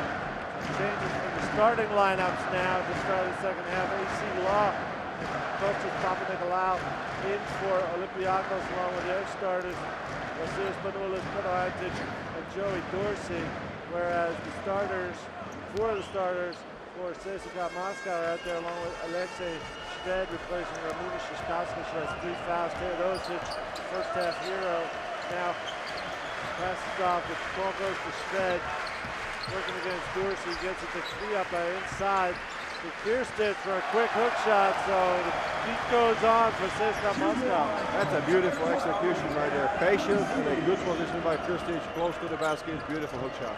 Panoulis out top for Olympiacos, gets it to Pedo Antic. He's got a mismatch against Shved. He goes in for a hook shot, and he gets the first basket in this half as well. The second half starting like the game started. Good play on both sides. Pedo Antic got also close to the basket. He executed perfectly. It's Kriap out top for CSKA. Shved on the wing. Oh, he fakes Panoulis, gets the ball to Kirsten, and another quick pass from Nenad Kirsten. He's piling up the points now. Nenad Kirsten is just making himself very big in the Olympiacos paint. It's 38-32. He's up to 9 points. Panoulis kicks it around to Papanikolaou for a 3. He knocks it down. Papanikolaou with another 3-pointer. Look at Papanikolaou just squaring up and taking that 3 in the face of Andrei Kirilenko. He hasn't missed a shot tonight. He's up to 12 points without a miss. Kriapa working on Antic, trying to go around, but he gets bumped on the way to the basket. So a foul on Pedo Antic will keep the ball. Good recognition there by Victor Kriapa. He faked the handoff, but then of course he has the speed advantage over Pedo Antic from the outside, so he just took advantage of that. Second foul on Antic. Kirilenko to Teodosic, guarded by AC Law. 3-pointer by Teodosic, hits the mark again. And I think that AC Law just has to do a better job of getting over the screen, because he got hung up there and he cannot give so much space to red hot Milos Teodosic. 4 for 5 from downtown Teodosic. Antic going to the rim. He's going to try to slam. Foul by Krstic, but Krstic was able to stop the shot.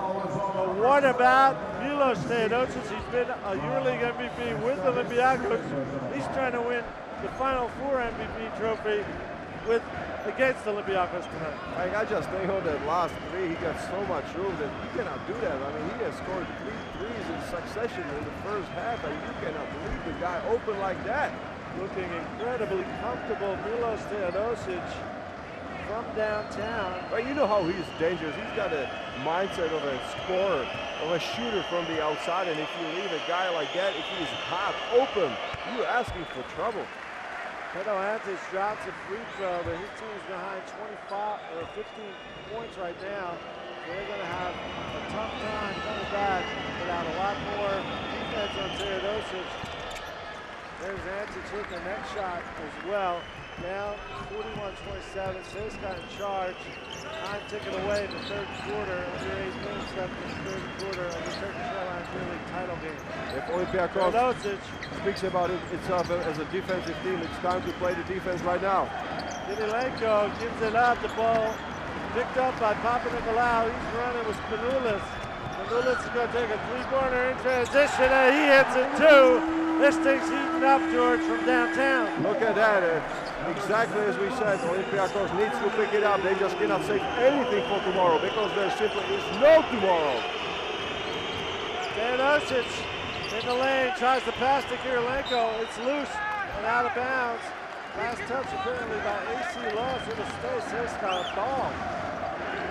CSKA is staying with it. I mean, I think they're just going to go to some simple plays like the pick and roll. They're just going to work the clock. And I think they should try to involve Andrei Kirilenko into the offense as well. Teodosic out top. Still got the ball. He's going to turn around jumper off the mark. Rebounds free. Fought for. Picked up by Law. He dribbles off his foot and out of bounds. So a big turnover. Shved put the stop on that fast break and forced the turnover. I can't help it, and I think that the injury from Friday is affecting AC Law because he is not as explosive and not focused as he was on Friday or the games before. Speaking about the playoffs, he was just absolutely superb there. Alexei Shved cross court to Kriap inside the Krstic. Kriap is no launch from downtown, in and out. Rebound by Joey Dorsey. And ahead to Spanoulis. Good job by Dorsey just keeping Krstic out of the paint and now rebounding. Spanoulis on top, goes to Papanikolaou. Law swings it back out to Spanoulis. He takes another three-pointer off the mark, going towards the corner, rebound. Doesn't happen, the ball goes out of bounds. It will be CSKA basketball. I would like Olympiacos to move the ball a little bit better. The time before when Spanoulis was taking the open three on the fast break, that's okay, but right now on the set offense, I think that Olympiacos needs to send the players cutting through the lane a lot more. I'm sure Coach Ivkovic would like to see some inside-out movement with the ball, but with the Steelers inside for CSKA, tough to get a pass in to put it back out again. Here's Teodosic, gets it to Kriapa, he'll launch another three. This one he rattles down. Victor Kriapa joining the three-point party and has CSKA 44-30. That was an important basket by Victor Kriapa because somebody else is doing the shooting from the outside and Teodosic. Spanoulis out top, working with Dorsey. Goes all the way in and gets fouled by Krstic. He'll be going to the free throw line, but the third foul and then at Krstic, George. That was a good attack right there by Spanoulis. He did it in the first half, Frank, if you remember. He just attacked Krstic. Regardless, Spanoulis is 1.93 and Krstic is 2.12. What a gutsy play right there by Vasilis Spanoulis, but we've been seeing that for him all season long. It's only the third trip to the free throw line for Spanoulis, and he's 2 for 4 so far. This is another one, George. That's a third free throw missed by Vasilis Spanoulis in tonight's game. Very, very unusual for him. He's an 80% free throw shooter. Knocks down the second one, so he's 3 for 6 and up to 13 points. His team is still down by the same amount, 13. Shved on the run. Shved's going inside, but he pulls it out. Kirilenko's going to toss up a three and knock it down. It's shooting overtime at the Turkish Airlines EuroLeague final. And if shooting was not happening for CSKA in the semifinal, it's the main facet in the game in the final. This team is one of the best three-point shooting teams in the EuroLeague, ranked second with 39.2% this season, hitting 174 of them. So they can shoot the three. CSKA Moscow right now up to 6 in this game. Inside, Papanikolaou goes to Antic for a three-pointer.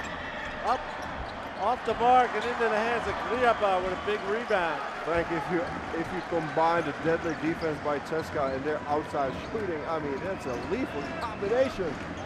And we're seeing it right here. They're up 16 now. Kriapa with the ball. The Teodosic from deep, off the mark. Front of the rim, but rebounded by Kirilenko. Teodosic out top. They're going to run another play. Kirilenko has it. Shadowed by Papanikolaou. And an offensive foul in the lane. Looks like it'll be on Sasha Khan, trying to make a screen for either Teodosic or Kriapa, but he gets called for the offensive foul. I think Sasha just got a little bit overexcited there, trying to set the screen for the shooters. Timeout on the floor in the Turkish Airlines EuroLeague final. We've got a 47-31 scoreboard. And while we wait for the action to come back, we'll take a look at our Inside the Game feature on Andrei Vorontsevich. 47-31, as I said.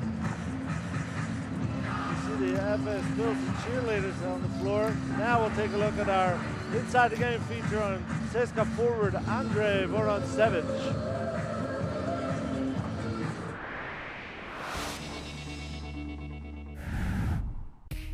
Power forward Andrei Vorontsevich seems to fly higher every season for CSKA Moscow. From a little-used teenager who debuted in 2006, Vorontsevich has grown into a rim rocker, consistently wreaking havoc of CSKA's bench. Along the way, he raised their EuroLeague trophy in 2008, and this season became the player with the most consecutive seasons wearing CSKA red.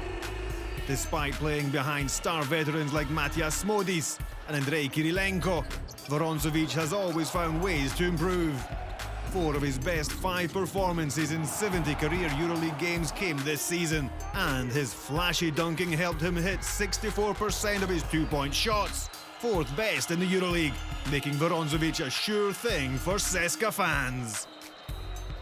I think for this team like CSKA, it doesn't matter which player score a lot of points. Maybe you don't score, maybe you score little points, but you take the rebounds, help on defense, do a lot of hard work, just hustling all the time. I think this is the key for this team. Third quarter action in the Turkish Airlines EuroLeague title game, 47-31. CSKA Moscow leading at this moment. And Olympiacos running out of time. They're going to have to make a move after that timeout.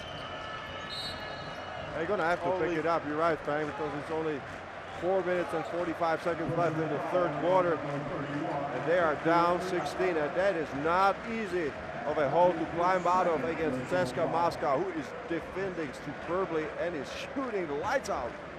Keto Antic going to the free throw line for Olympiacos. And remarkable fact that we just saw on the screen, George, all the points of Olympiacos shared by 3 players.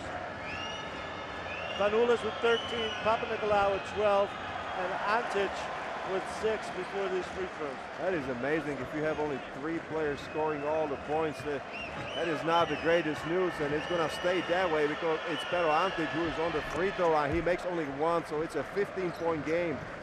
And the free throws are starting to hurt Olympiacos. They're only 7 for 12 so far in this game. They can't afford that with this deficit they're facing against an incredible CSKA Moscow team. They cannot afford any tiny mistake if they want to get back into this game. Ziskauskas on the wing, gets it over to Kriapa, steps in for a 2-pointer off the mark, and a foul on the rebound by Sasha Khan, knocking Vanoulis for a loop.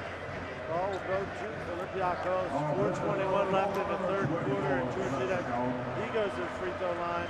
It seems like throwing fouls against that aggressive CSKA defense is the offensive thing that's working now for Olympiacos. I mean, Olympiacos is going to take any points they can get. There was a mix-up there around the basket. Spanoulis just got there in the rebounding position, and Sasha Khan extended his arm and was called for the foul. So 2 free throws for Vasil Spanoulis, who has missed 3 free throws quite unexpectedly if you look at his average for the season. Well, he missed the first one each other time, so he got one this time.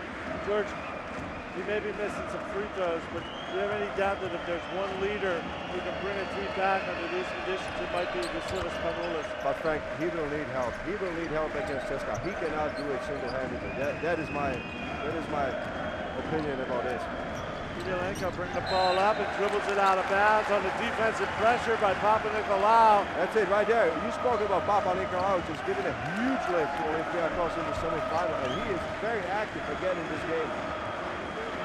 You see AC Law favoring that hurt ankle. He's on the court to see if there's much he can do against his CSKA team. Pedro Antic is a foul on a screen. It's an offensive foul. And it looks like it's the 3rd one on Joey Dorsey. He's having a rough game in his first final. This is very difficult for Olympiacos to take because they had a chance at a mini run right there. Joey Dorsey with only 2 rebounds, 5 turnovers, and 3 fouls now. Having it rough in his first EuroLeague final against CSKA. Teodosic, shadowed by Law, gets into Kivilenko. Kivilenko with a foul and turnover as Papanikolaou facing up to the MVP. And he's doing his job so far. He's all over the place. He was chasing Kivilenko from the back just a moment ago. Right now, he just steps in front of him and just takes him on his chest and takes the charge. Great job by the youngster. Look at that right here. Andre Kivilenko just goes into him and lowers his shoulder. And Papanikolaou takes the one for the team. No doubt about it. Kostas Papanikolaou had the position, forced the turnover. And those are the kind of plays that Olympiacos will have to make. They're going to make up this 13-point difference now. A little under 4 minutes left in the 3rd quarter of the Turkish Airlines EuroLeague final title game here in Istanbul, Turkey. Timed out on the floor with 47-34 on the scoreboard. I'm seeing Kostas Lukas taking all his warm-up, so he's going to be checking in, I believe, for AC Law and also Kyle Hines, who's got 3 personal fouls. He's going to be checking back into the game. Frank, he's held scoreless so far, and he was a big factor for the Olympiacos team, especially in the playoffs, in a phenomenal success against Montepaschi Siena. He was just a player that they could have relied on. Good. All the Olympiacos players are scoreless, except for Papanikolaou, Spanoulis, and Pedro Antic. Unbelievable. So I should take it from the other way around. I just should say who scored some points rather than naming the players who has not scored, but it's a majority of them. There's a longer list, those who haven't scored. Kyle Hines in the game, Kostas Lukas in the game. He's been a big playmaker for them during the season. Another 22-year-old for Olympiacos. And Georgios Princes is also in the game, so a big, small lineup out there for the Reds of Olympiacos. Panoulis out top, working with Kyle Hines, trying to get around the double team. Goes to Slukas inside to Princes. The pass to Papanikolaou. And he loses the ball out of bounds with some tough defense, trying to make a wraparound pass, couldn't get it, and another turnover, George, for Olympiacos. There was nothing there for Kostas Papanikolaou, but Frank, I think that one of the trio of Hines, Dorsey, and Princes just have to step up. Like if you remember the later part of the season, always one of those guys, or ideally all 3 of them, are just the main guys for the team. Like they need to come to play. Teodosic crosses half court going against Lukas. Three up, guarded by Princes. They go inside to Tsiskausis. He's got a mismatch. And puts a shot down on the post up, and Tsiskausis has CSKA up 15. 13 minutes left in the game. That's a very smart play to post up Tsiskausis against Spanoulis. He just has to take advantage of his size every time down. Lewis in the corner to Princes. He drives this time, spins, tries to finish. No, gets it to Papanikolaou. Inside to Hines. ball's loose, and Hines stepped on the end line. George, that is turnover number 18 on Olympiacos. With still more than 12 minutes left in this game. I mean, do you see how active the CSKA defense is? There's nothing. There are no holes. There are no weaknesses for the Russian team. They are playing the best defense I have seen this season. Any team playing. Absolutely inspired CSKA defense. They were the top scoring team in the EuroLeague. And they're turning on the D here in the final. Jamon Gordon in the game with the ball for CSKA. Gets a screen, goes inside. Trying to go up over Hines, and he gets it in. It's now a 17-point lead for CSKA, 51-34, and it's getting tougher and tougher for Olympiacos. Hispanoulis moves the ball around to Slukas, tries to go inside, another turnover. It's all CSKA right now. Ahead to Sved for the layup on the break. CSKA Moscow taking the full control with a 19-point lead in the Turkish Airlines EuroLeague final, 53-34. Another timeout on the floor by Olympiacos. And George Zidek, let's remind people about the pride of CSKA Moscow. Olympiacos just cannot find absolutely anything going right for them. They are trying to penetrate, they are trying to attack defense of CSKA, but the inside the paint, it's so congested that they just have trouble getting the ball to their big man who could finish it. I think either they start shooting from the outside and they better start getting to it because it's 19 points down with 12 minutes to go, or this game is over. Well, they certainly have a better opportunity shooting, trying their three-point shots if they get them halfway open, because once they go in the middle, it's nothing but trouble. There's nothing. Everybody's sagging from the weak side for CSKA Moscow. They are just doing a superb job of congesting the interior room around the basket. I was going to say, to remind people about the pride of CSKA Moscow. This team won its first 4 EuroLeague titles back in the early mid-60s, late 60s, and early 70s. Waited 35 years to win one again in 2007 in Prague, your city, George. Came back 2 years later, won in Madrid to get up to 6. They're tied for second place on the all-time list with Panathinaikos, who they beat on Friday night, dethroning those ex-champions. And now they're going to try to move into second place after they reached 8 EuroLeague Final Fours in a row and had their streak interrupted, not even making the second round last year. Come back strong and trying to close out this final. Slukas for Olympiacos gets fouled by Sasha Counts, and he'll be going to the free throw line. Goes to Slukas. That's about all that CSKA's given them. And Sasha Counts, with his foul, is going to go to the benches. He's got a fourth foul. Darius Lavirovic coming back to the court. And he had a very good first half, and he was very active on offense. CSKA defense has just given up foul shots and nothing more lately. Slukas, a 91% free throw shooter. This is as well. George, this has got to be symptomatic of some sort of nerves or being out of sync on this team. Big free throw shooters are missing them. I think here the experience factor also comes into play, Frank. Olympiacos is a very young team. We spoke about it on Friday. They have 10 new players, and maybe right now their self-confidence is just really being taken out. Little pressure on the ball. Montsadas back in the game to guard Jamon Gordon for Olympiacos. He stopped the pops, however. Montsadas pulls down a rebound. Gets it to Slukas on the wing. Using the screen by Hines. Pass inside, Slukas to Hines. It misses right at the basket. Tough roll for Kyle Hines. Right there, close to the basket. It almost seemed like the ball was going in, but it just rolled out on Kyle Hines. Fed on top for CSKA. Almost loses it. Stolen by Slukas. He's on the run. Shake down the middle. Goes to Printez, his first fast break basket I can remember for Olympiacos. In a very long time, and that's what Olympiacos is good at. The young guys just getting the ball up the court, running and attacking. That's why this small lineup's on the floor. Montsadas fouls Jamon Gordon. They've got another foul to give here in the final minute of the third quarter. There's 51 seconds left. Olympiacos, they are already in desperation time, even though we have a whole fourth quarter to play. Oh yeah, they're down big, 16 points against CSKA. That's not a good news. Shved.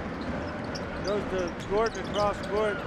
Back to Shved on the wing. Shved's going to take a running jumper and miss. Ball is loose. Shved's fighting for it. And we'll see who the foul is on.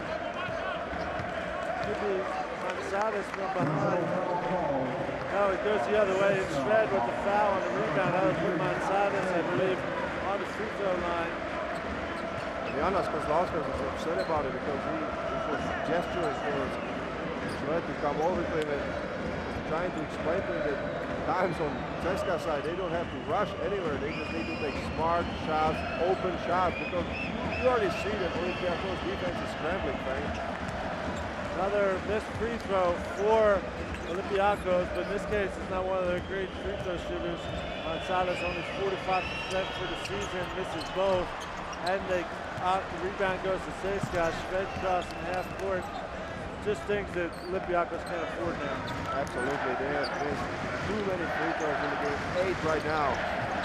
They almost steal. They knock the ball out of bounds. The small guys on defense are all over the place, but they're not taking advantage at the other end of the court. That ball stays CSKA possession. Each one from now on with a 16-point difference on the scoreboard. 28 seconds left in the third quarter. Each missed opportunity could be trouble for Olympiacos. That's very costly. Right here you see a substitution to calm things down for CSKA. Milos Teodosic comes back on the court and he demands the ball immediately. 3-point try by Teodosic. He misses this one. He's been hitting them all night. Here comes Slukas the other way for Olympiacos. Jaman Sides, he's going to try a three. He's going to hit a three. He doesn't hit the free throws, but he hits a three-pointer on the buzzer. Vangelis Gonzalez to give a little lift to Olympiacos, backward in 13:53 to 40 at the end of 3 quarters in the Turkish Airlines EuroLeague title game. Well, it gives a lot of hope to Olympiacos. It's a 13-point game, so if you look at it technically, Olympiacos won this quarter by 1 point. So it gives a little bit of a lift, but right now it's 10 final minutes, you're down 13. So I think, Frank, Olympiacos either plays the best game of the season or they don't have a chance. Well, Gonzalez with that three-pointer, sometimes that gives a psychological boost to teams because in the middle of that third quarter, CSKA boarded on. We're leading by 19, and just in the last minute and a half, with a 6-0 Olympiacos run to get it back down to 13. But they've got to, the way that CSKA defense has been playing, Olympiacos is going to have to get it to single digits before long if they want to be working for Olympiacos. Olympiacos will inbound the ball and get a chance to knock down this lead. Gonzalez on top, working with Hines. Kyle Hines driving on Kirstich, kicks out to Slukas. Slukas deep, he rattles it in. Kostas Slukas has got it down to a 10-point difference. And look at that, all of a sudden it's a 9-0 run by Olympiacos Piraeus. The defenders on the floor, but Siskauskas has the ball. They're trying to double team and knocked into each other. Shimon Gordon on the wing. He drives to the basket. He's surrounded. Hines blocks him and takes it. Here comes Slukas the other way. Olympiacos trying to get this down to single digits. Into Protesius. He makes his move inside. Keeps it going. Hook shot off the backboard. It's down to 8, Georgina. What a run by Olympiacos. That was a patented shot by Georgios Slukas. And how many times we've seen that right at the top of the season? Olympiacos has an 11-0 run. CSKA led by as many as 19 in the third quarter. We're early in the fourth. They go inside to Kirstich, and he dances a little too much. Another turnover by CSKA. Here comes the pressure. We hear the Olympiacos fans. The fans are coming alive, and so is Andrei Kirilenko, who is getting off the bench. Right there, it's clearly a traveling violation. Another turnover, and CSKA Moscow's up to 16 turnovers, Stuart. Not like they've taken care of business entirely tonight. Exactly. I mean, that's a high number of turnovers for such an experienced team. Let's see this. Heating up. Slukas with the ball for Olympiacos. Protesius with a quick shot, misses, and fouls from behind on the rebound. We've seen him make those shots before, but not that time. But I think he just hesitated a second too long. I mean, he wasn't sure if he was going to pass it or shoot it. That split-second hesitation caused him to miss that shot. And it's an 8-point game with 8:40 to play in the fourth quarter. plenty of time for Olympiacos. Teodosic with the ball for CSKA. Gets it to Kirsic. Hands back. Swing it to Diapa. And to Kirilenko. Crosses. Goes to the hoop. Guarded by Keshel. There's a foul on the play. And I believe that exactly the situation that Jonas Kubauskas was talking in the morning before the game. He said, if the game gets on the line, you go with your stars. And right there was an isolation play for Andrei Kirilenko against Keshel. This guy inbounds and swings to Kirilenko again. It goes to Teodosic. Good job of defense by Silas. Teodosic still has it. He's driving, but he turns the ball over. And a palming violation. Turnover number 17 for CSKA. And another chance for Olympiacos to cut the lead further. Wow, what a momentum change here in the game, Frank. George, at what point, at what score difference does the pressure shift very big to CSKA? Well, I think if we get down to 5, this is a really open game. Castro from downtown! We have a 5-point ball game. CSKA 53, Olympiacos with a 14-point run, 14-0, and they're back in this ball game. We have a final. Teodosic from deep, missing, rebound, forces Kauskas. CSKA keeps the ball, and they have the first now. 5-point difference. That was a huge rebound by Ramunas Kauskas right there in that possession. Liapa out top, guarded by Vincenzo. Tries to go inside to Kirsten. He misses it. Turnover number 18 for CSKA. And now the pressure mounts. Frank, I'm not believing what I'm seeing. This is the young kids just completely turning the game around. Timeout on the floor. It's Olympiacos with a 14-0 run. It started late in the third quarter. With 7:24 to play. It's anybody's ball game. CSKA 53, Olympiacos 48. And you said it, George. The young guys and his small lineup has befuddled CSKA quite a bit. You guys on the ball by my side. It's very key here so far. We talked about it. 22-year-old just turned 22. Having the defense of a veteran, and he's making it show by stopping Teodosic and the first half hero. Frank, just maybe this is the way to pay off Vasilis Panoulis for the whole season. He was carrying Olympiacos the whole season on his back single-handedly. And right now they are making the run without him. So the ball circulation absolutely nothing to lose. It's paid off big time for Olympiacos Piraeus. It was 53-34 with 2 minutes left in the third quarter. That means in the less than 5 minutes, they have cut down 14 points from that difference to make it a whole new ball game, 53-48. Olympiacos came alive, their fans came alive, and as you said, Vasilis Panoulis, who is their leader by far, maybe the biggest leader I've seen on any team, led them here, not on the floor, but he should come back now and do what he does. Well, it's a big question. I mean, do you stay with the same lineup or you put back Vasilis Panoulis? Right now we see the same guys coming out. No, you stay with the same lineup now, but you know you got him in your pocket towards the last 5 minutes. I mean, it's 7.5 minutes to go, so there's still a lot of game to be played, Frank. I mean, it's 53-48, and it all started, I don't know if you agree with me, a little carelessness of CSKA.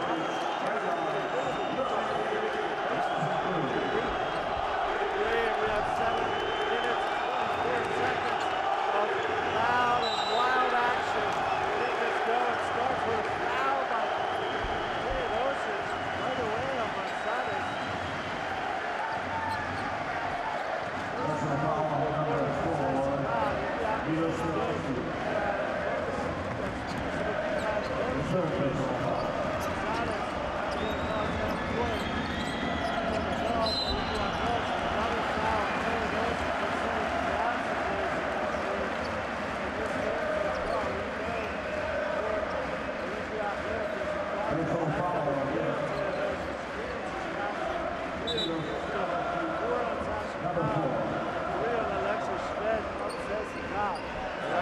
I see some frustration on Teodosic's face. Lucas from 3, he misses.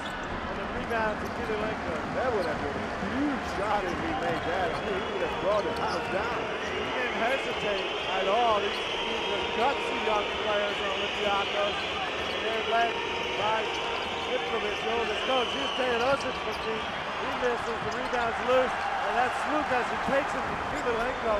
Passes ahead to Mansadas, ball's loose and out of bounds on Kessel. That is the risk of playing with young guys and having to come back. That's exactly right. I mean, they fight their heart out. They put it hard on the line, but sometimes they just make elementary mistakes like that. Three guys under 23 there, playing the fourth quarter of the title game. Liapa out top for CSKA. Gets it to Siskauskas, turn around, shot on the baseline. Siskauskas setting down CSKA. So valuable, Ramona Siskauskas in the final game. This is the third post-up that he's been able to connect on. 55-48 for CSKA now. Hines moving to the basket, gets it to Protezis with a foul on the pass, admitted by Liapa. That's his third foul as well, but at this point, it really depends who has four because everybody's playing. It doesn't matter. I mean, it was a good foul. He stopped with that solid easy basket. Seems like they're giving the ball to Hines to drive on the bigger men and pass off. It worked for 1 3-pointer. It would have worked on that play if he wasn't fouled. Now it's Mansadas drives baseline all the way across to the corner to Kessel. Off the mark this time. Kessel into the hands of Liapa. I think right now it's time to bring Vasilis Panoulis back on the court. Under 6 minutes left.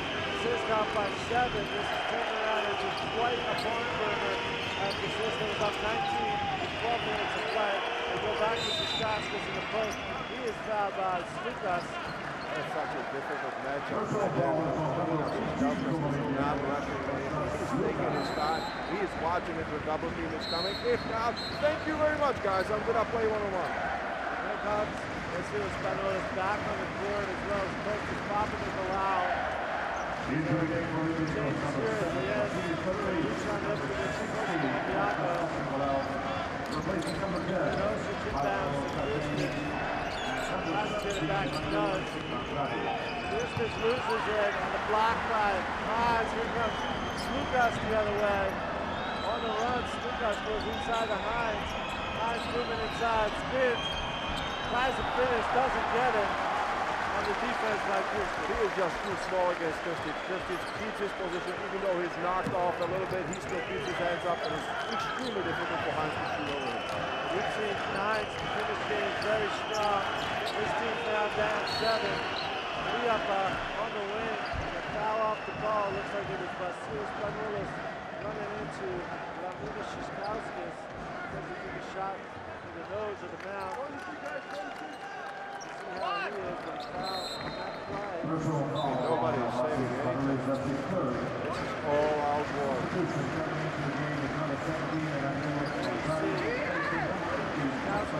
By the head of Panoulis. One for a screen. Out Panoulis receives Mansadas back in the game.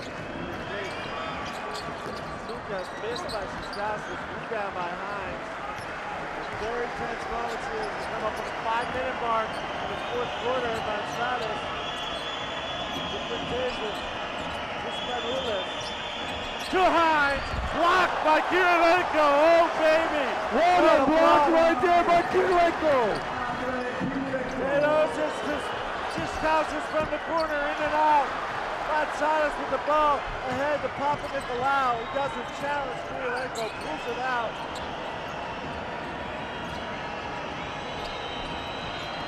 Protezis to the basket, gets fouled on the way by Liapa. He'll go to the free throw line. But George, I want to relay the conversation I had with Panoulis after the semifinal. I said, that was unbelievable. And Panoulis said one word, maturity. Here's the block by Kirilenko. Look at that. He just ran up, figured Hines didn't want to try to dunk it because he saw Kirilenko. Oh, wow, what a reaction. Out of this world, Kirilenko from the other side of the basket. Getting that block. Protezis on the line, however, has a chance. Drops a free throw. That's the difference. That's the lucky roll right there. That's what Olympiacos needed. They missed too many free throws. We've been saying that all game long. Look at that right now, Frank. I mean, all those missed free throws. Difference down to 6. Difference down to 5. 55 to 50. Plenty of time in this game. 4:20 to play. And we have a final.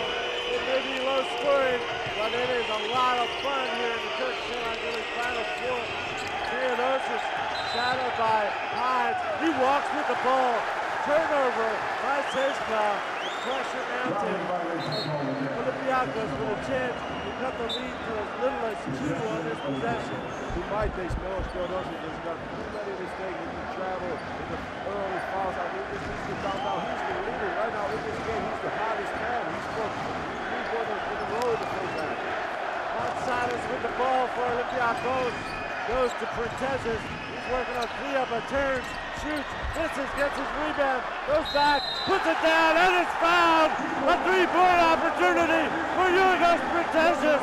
It's 55 to 52. And George see that a 19-point difference just 8 minutes ago in this game. We have a 3-point ball game and 4 minutes left. But look at the huge heart of Olympiacos, the way they are fighting.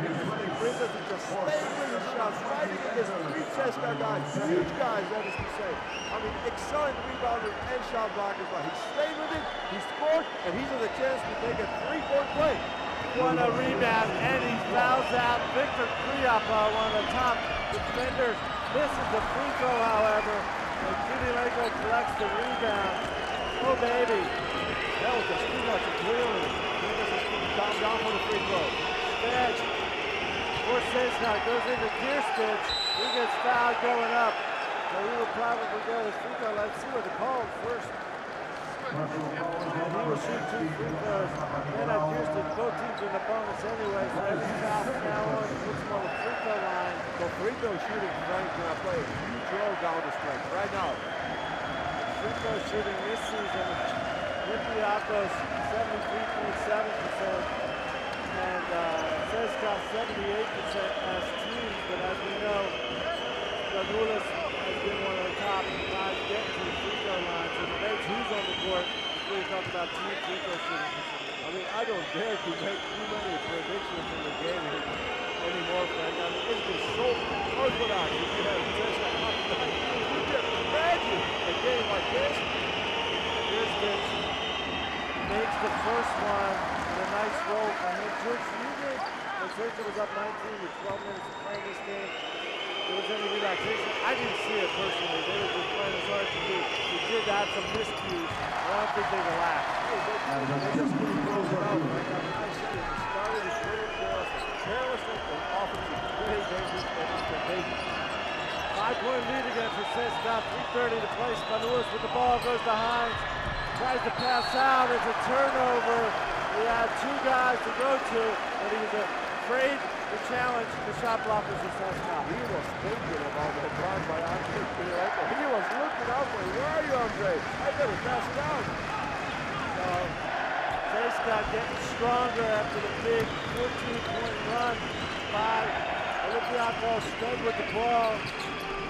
There's a 4-on-7 to Kyrilenko. Look at Papa looking out. Challenge here, but Kyrilenko puts it down anyway. It's now 59-52. CSKA coming back on his own. That was a difficult play there by Andre Kyrilenko. He was able to handle it one-on-one. Spanulis on top, working on straight, gets the screen from Hines.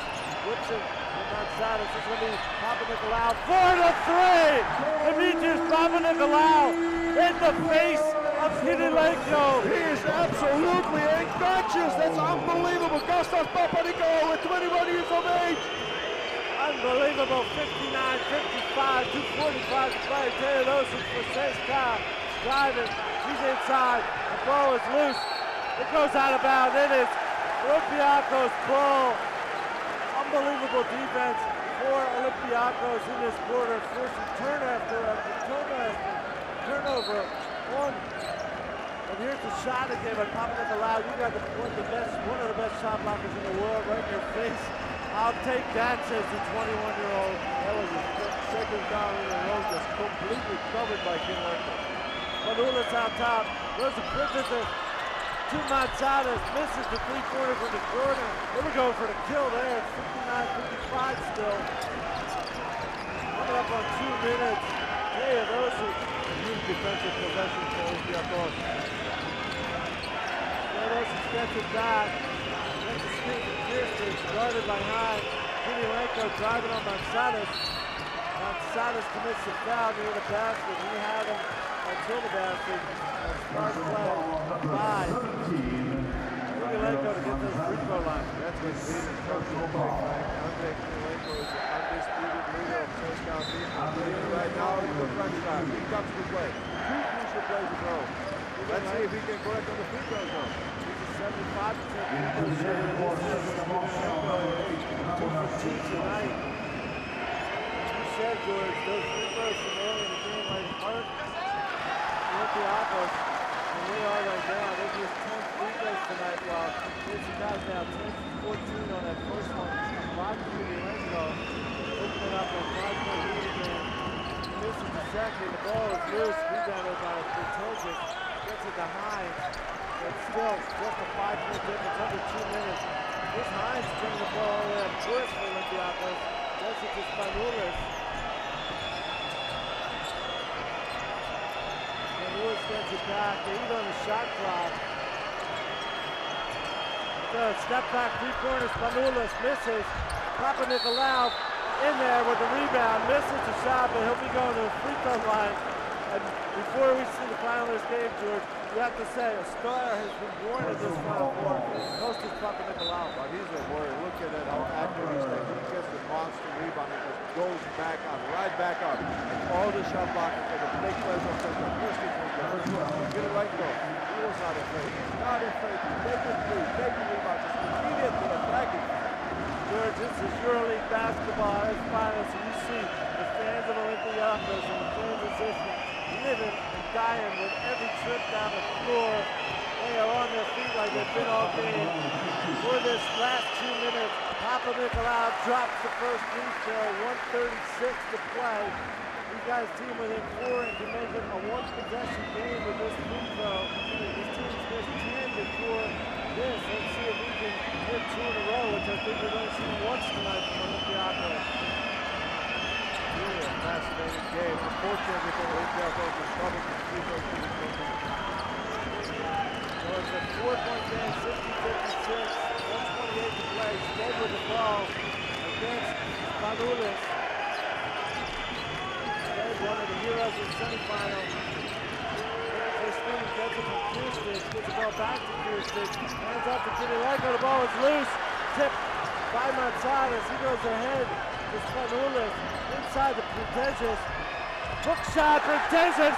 It's a 2-point ball game with a minute to play. But look at that, the way they're attacking, it seemed like there was no fast break, and they put it inside, and a quick move by Georgios Brikas is a 2-point game. Theodosic with the ball, under a minute left, and by 2 points, CSKA, he has it. Step back for a jumper, off the mark. Rebound to Protesic. Olympiacos has a chance to tie down 19 late in the third quarter. It's 40 seconds left. Protesic inside. He's spinning, moving. He's going to take it. Block. 5-4 on 7. That was a key defensive play right there. Protesic wanted it. 4 on 7 stuck with him. And made the big block. 25 seconds left. CSKA up 2. Difference on the shot clock of 10. They're going to play defense. Foul before the shot. Theodosic made his move. He will go down by Hines. Right, did he shoot big free throws against the semifinal game? Exactly. I mean, this is a carbon copy situation for Theodosic. Is he going to make the 2 big ones tonight?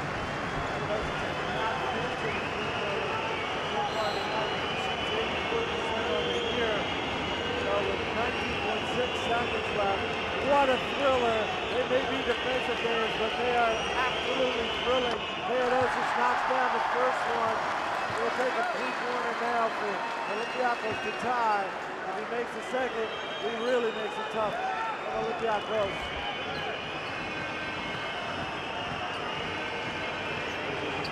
Theodosic off the mark.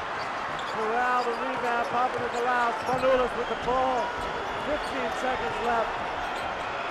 Instead, going after him. The ball to Papanikolaou.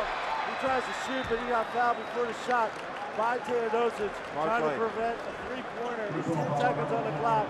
Papanikolaou going to the free throw line. What a finish. It's 61 to 58. 10 seconds and a timeout on the floor. And George, we don't want to harp on Olympiacos, but right now, they can't think about all the missed free throws because they're going to have to think about that all season if they don't start making them right now.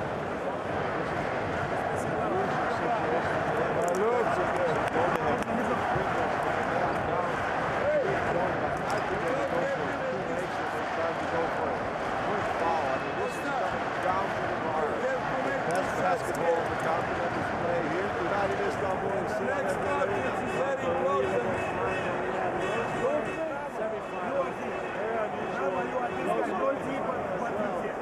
So they want step here. Now, if they will make Andrei, you want to take out ball or foul.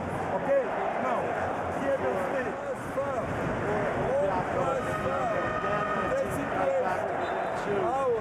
Our fireman tries to press to deny the ball. Don't pass, try maybe to steal. Don't pass, can't say. Don't touch. Seemingly out of their reach. Growing bit by bit into the game and just making it clear. 3 points, 10 seconds to go. What a game we've had so far, and I don't think it's over yet. Not at all. 10 seconds is a long time, which is a 3-point difference. The 21-year-old Kostas Papanikolaou on the free throw line. Same small lineup out there. Olympiacos, the big guys out there. CSKA, they're going to finish it. Papanikolaou with the first shot. And it goes down. He's got the lead cut to 2. What a final game, what a semifinal, what a Final Four for Kostas Papanikolaou, right? Couldn't be noisier in most EuroLeague games. But we almost hear a pin drop. Here he is again, Papanikolaou. He makes the second. It's a 1-point ball game with 10 seconds to play. A timeout on the floor. And George, it's time to talk strategy. This is the chess of basketball right here. Two great coaches against each other, Frank. Let's look at the free throw percentages for the guys that were on the floor. For CSKA, Kudenenko 75%, Brewster 78%, Teodosic 84%, Siskowska 74%, and Schmidt 85%. So you got pick your poison if they're going to foul somebody out of those 5. That's difficult really to say who's foul. I think Brewster's probably out of it. Basketball, I wouldn't say he didn't do a ball for sure. I don't know. Maybe Alexei Shved, he's the youngest. Maybe he's nervous, he's the youngest.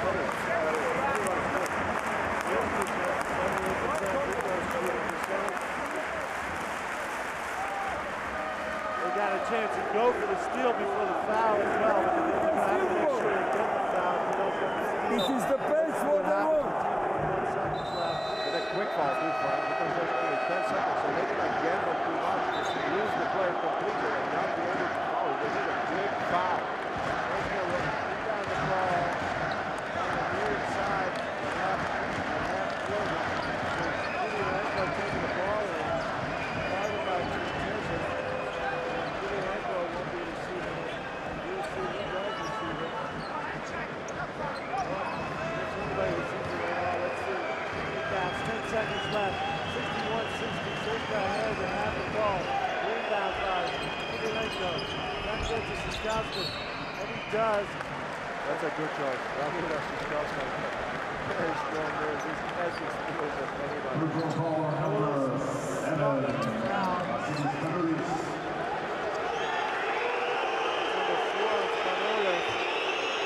Siskowska is shooting into the corner, into the end of the arena with all the Olympiacos fans. So if he makes these, he's got a lot of guts. Misses the first one. This means Olympiacos can go for 2 or 3. There's 9.7 seconds on the clock. Let's see if he gets the second, and he gets the rebound. Siskowska misses the second. Olympiacos with a chance to win. The ball in the hands of Vasilis Spanoulis. Goes by himself. Gets it to Printosius. He makes it! Olympiacos ahead. 0.7 seconds left. 0.7 seconds on the clock. Yorgos Protasis on the assist by Spanoulis. Olympiacos ahead. This is 61 to 62. This is unbelievable. Right to the court. Hines knocks out of The team of bounds. destiny. Olympiacos. The team of destiny. Champions The team of destiny. of the EuroLeague. Olympiacos. Yorgos Protasis. The biggest upset in years in the EuroLeague final. Unbelievable. Unbelievable. Unbelievable. What a final. Look at them celebrate. Olympiacos beat us, the champions of the EuroLeague. Unbelievable. 19 points down with 12 minutes to play. Olympiacos turned it on, took the title from CSKA Moscow. Let them celebrate. They deserve it. The most unexpected champion of the EuroLeague this century. Olympiacos beat us on the buzzer by Yorgos Protasis, assisted by Vasilis Spanoulis. After complete metamorphosis of the roster, amazing 10 new players. This team was assembled just during the season, even with 2 additions of 2 players, and they are winning the finals of the EuroLeague. This is just amazing. What we are seeing is history in the making. The young players just clawed back inch by inch into the game, and this is incredible. They are claiming the title in Istanbul in a fascinating fashion. Olympiacos beat us. Unbelievable, look at them celebrate. A comeback for the ages. A title that nobody expected. 10 new players on Olympiacos this season, led all the way by Spanoulis. Nobody gave him a chance to make even the playoffs, let alone the Final Four. And here they are winning on the last shot of the entire EuroLeague season.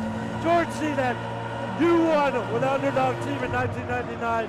Žalgiris with the coach of CSKA, Jonas Kazauskas. But I don't think there's ever been quite a title like this one, except perhaps 20 years ago this weekend in Istanbul when Partizan won on the last shot as I well. have never seen anything like it or been associated with this. Was so inspirational. If you have a young team like that coming back from 19 points down, I have nothing to say. I think we should hold the Final Four in Istanbul every year. 20 years ago, the last one, Partizan Belgrade winning with a shot, but Sasha Djordjevic in the same manner. And now it is Yorgos Protasis repeating history in Istanbul, the most unexpected champion probably in that 20-year span. Olympiacos beat us. We will come back for the trophy ceremony after we show you our player of the game video about none other than Kostas Papanikolaou.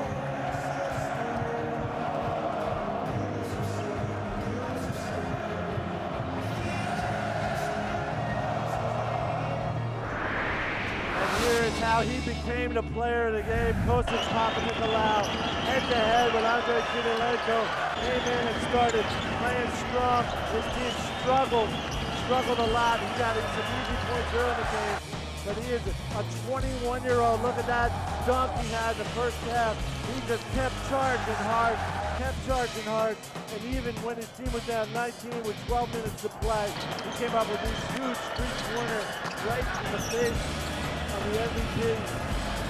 Made another and another. Kostas Papanikolaou, 18 points, 4 rebounds, 3 for 3 from downtown, and 1 steal. He is the player of the game. Let's talk to Kostas Papanikolaou right now. Incredible game, 18 points, 4 rebounds. How does it feel? I cannot realize what really happened right now. I can't. We was 13 points back, 1 minute to the third quarter, but we say we gotta put our soul inside the game, give everything. It's the last 10 minutes, and the end of the clock says 61-62 Olympiacos. I cannot say nothing more. We were amazed watching you play. We think a star has been born. Papanikolaou, you were incredible. What was the key moment for you? this team, these guys is my family. They give me strength, they give me energy, they give me everything. Okay, I scored the first shot, then I got confidence, and everything was easier for me after that. But all the credit should go to all this team, to all these fans that are here tonight and helping us, supporting us. I cannot just say about myself. We bring the team all together here. We won this game all together. Kosek, we're talking about your offense, but you did a great job on defense. You held Andrei Kirilenko, you got in front of him, took a charge. What is it like going against such a great player like Andrei Kirilenko? It's very tough to guard him, I can say, because he's a great off-ball cutter, he's a great offensive rebounder. It needs 40 minutes full concentration on him, because even if you forgot yourself for 1 second, he will catch, he will do something, you're going to lose him, and you're going to create something for his team. I tried to be concentrated on him, and thanks God I held my team as much as I could. Did you ever dream that this could happen? Olympiacos champions of the EuroLeague? The truth is that I have very confidence on this team from the first day, but I never dreamed of something like this. This is the truth, I have to say the truth. Enjoy it, you deserved it. You guys had an incredible season. Congratulations. Thank you very much. Star is born. Kostas Papanikolaou leading Olympiacos to the most amazing comeback title, perhaps in European basketball history. Let's now see what was our play of the game in this unbelievable final in Istanbul.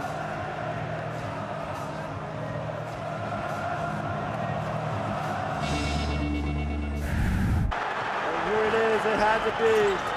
10 seconds left, Spanulis makes his move.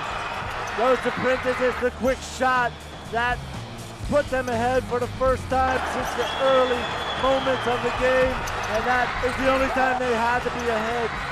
Georgios Printezis with his patented one-hander, very quick over the CSKA defense to win the EuroLeague title, 61-62, and the Sinan Erdem Arena in Istanbul is rocking.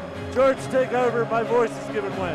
I mean, if you look at this is a Cinderella story. This is an incredible story of a team that was on the brink of elimination even in the regular season.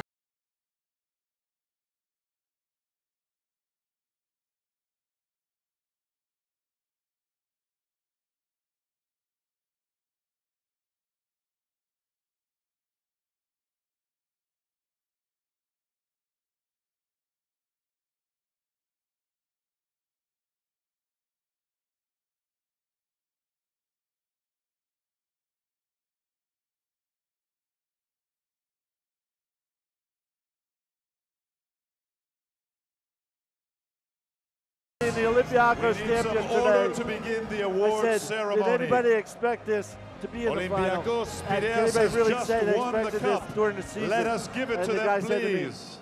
I'm every day with Vasilis Spanulis. Please, so ladies that's and my gentlemen. answer. He is the Please ultimate remain warrior, the in your leader of the places. team, Frank. And I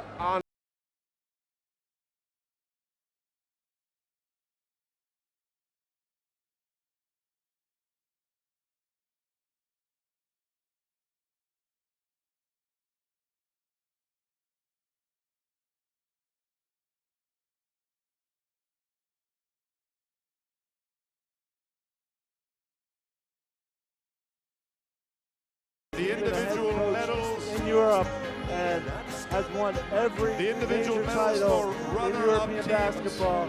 players, Now he has coaches, his and second staff. EuroLeague title, Mr. Hamdi thanks in Topçu, part to a chairman group of the of Turkish 21-year-olds Airlines, who he was like a Mr. grandfather Turgay to this season. Demirel, mean, they just came President on of the court Turkish and played their Basketball guts out Federation. without any respect or fear of the situation. They were in a deep hole, but they just managed. But who else do you manage it with but the young kids? Look at this, an unbelievable final game. In the early going, it was all defense. The first quarter barely had any points. It was 10-7, 24-13. CSKA took off in the second quarter, and by the end of the third, we're up 19. And now the other team is celebrating. Olympiacos Piraeus with the most incredible comeback in European basketball history. Look at that. Look at the winning, game-winning shot. But think of Spanulis with the ball and the clock, 10 seconds to win the title. Presence of mind to dish to the open second scorer on the team. That's the greatness of a player, and Duda Ivkovic said this player can say that we can distinguish when to pass and when to shoot. And we see the very disappointed Andrei Kirilenko and the rest of his team. They played a fantastic season.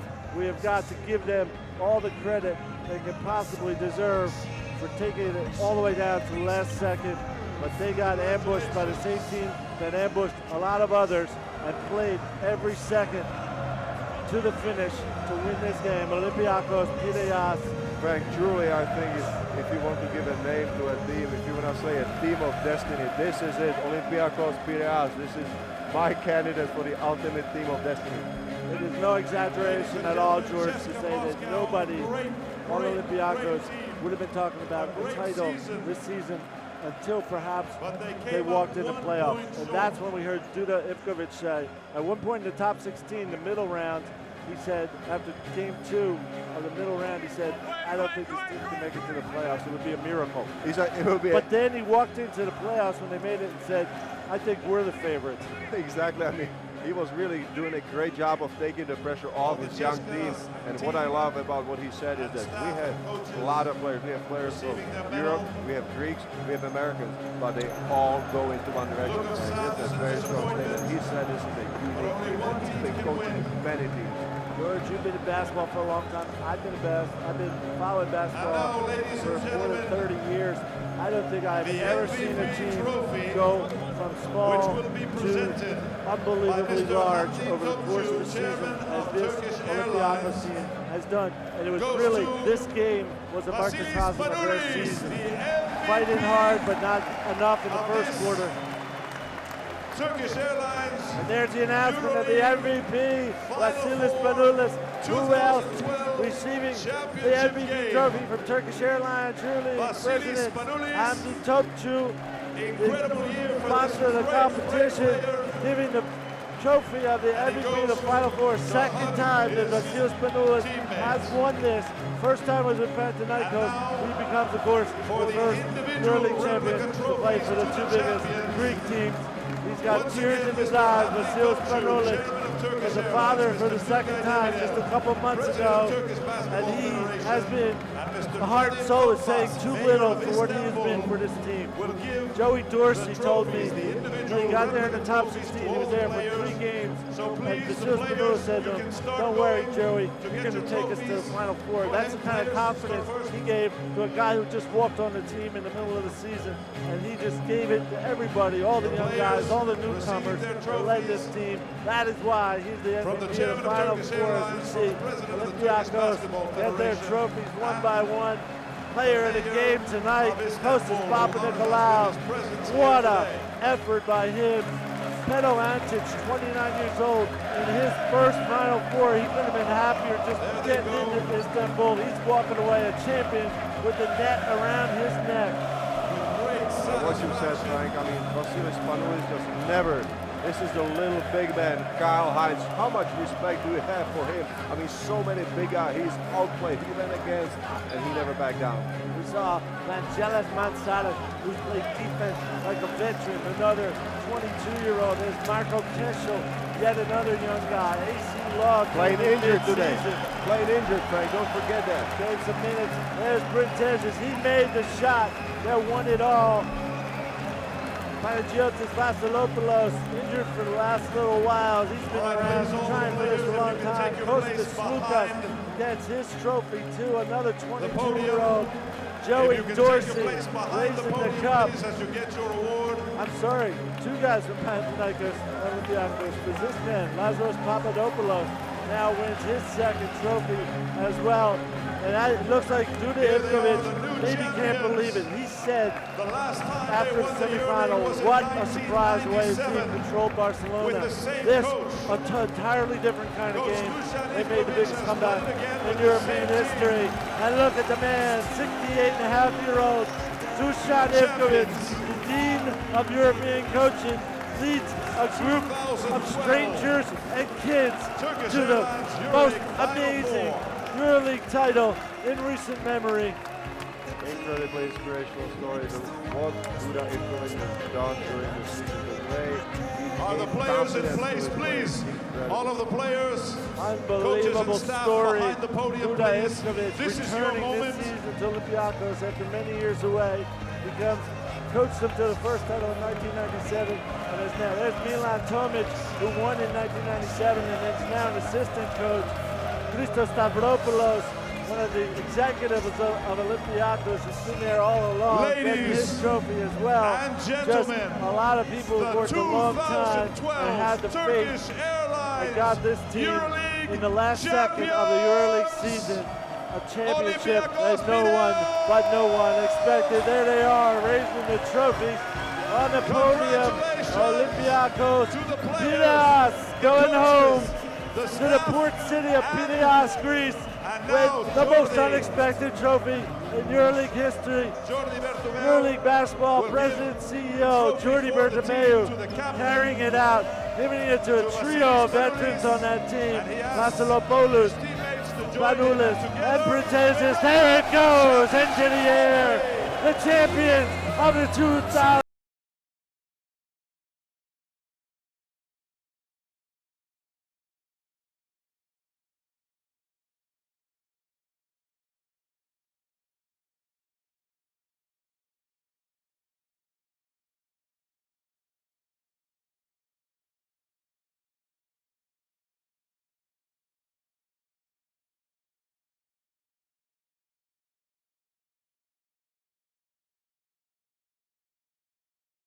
There's no other word for it. This is a dream come true for Olympiacos, Piraeus. They believed, whether or not on paper anything was logical about winning this title. This is about faith, this is about leadership, and this is about a team believing in its coach and all its leaders and taking the EuroLeague title on the season's last second.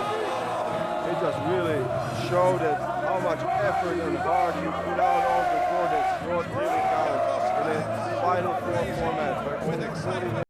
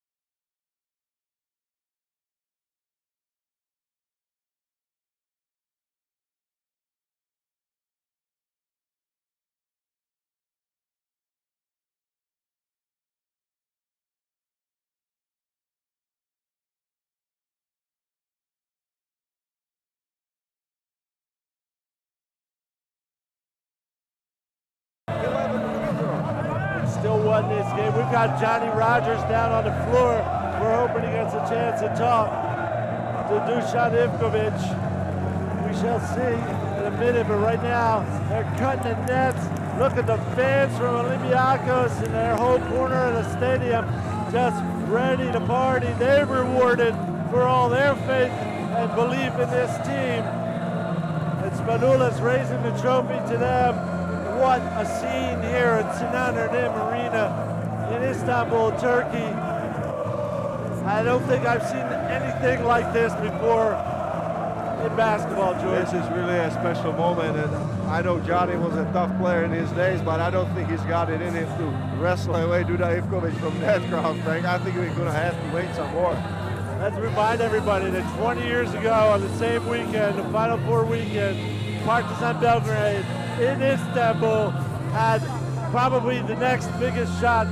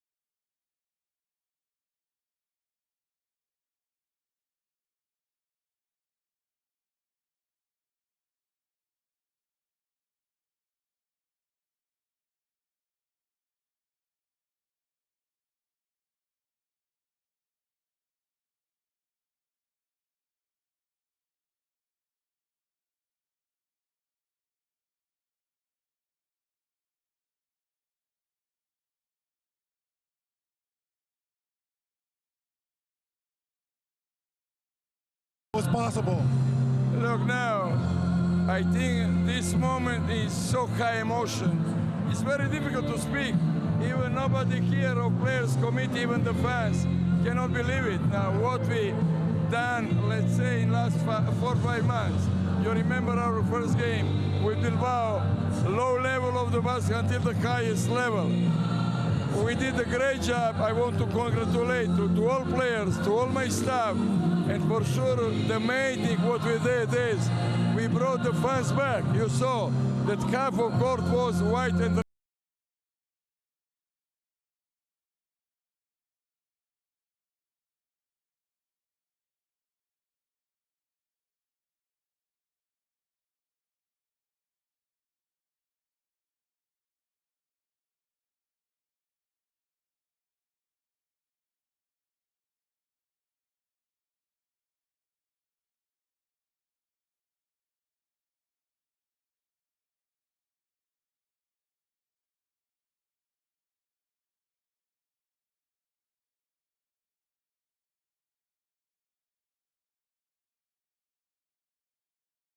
For before 30 or 40, it means and for myself that I work hard together with my players. I'm so happy for you, Coach. Enjoy it.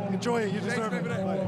All the best. There we heard from Dusan Ivkovic, the amazing coach of Olympiacos Piraeus, a miracle season, a miracle finish, a miracle title that he dedicates to the fans. There was the game-winning shot by Yorgos Printesis with less than a second to go. And the swat away by Kyle Hines to finish it, and the celebration. Never before has a team so unexpectedly come and taken the EuroLeague title in such dramatic fashion as tonight. You saw Olympiacos Piraeus claim their second EuroLeague title, coming back from 19 points behind with 12 minutes to play to shock CSKA Moscow, to shock the basketball world with an incredible title to finish an incredible 2012 Turkish Airlines Final Four. George Zidek, we're watching the replays. We want to thank you, thank our fans for joining us.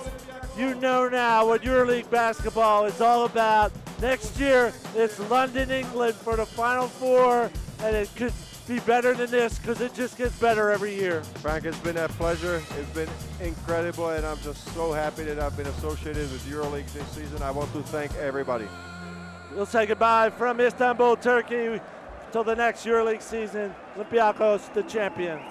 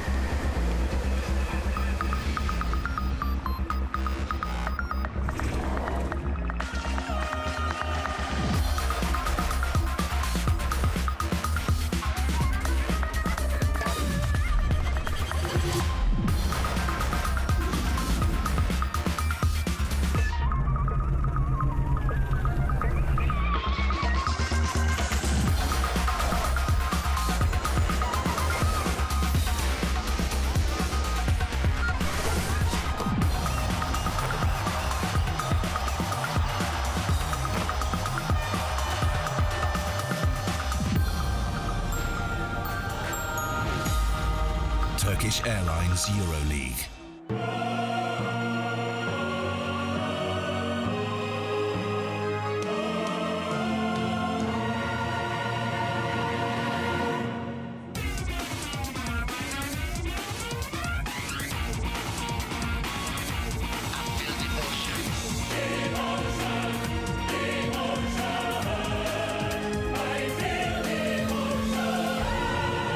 Turkish Airlines EuroLeague. I feel devotion. Presented by Turkish Airlines, Nike, and Intersport.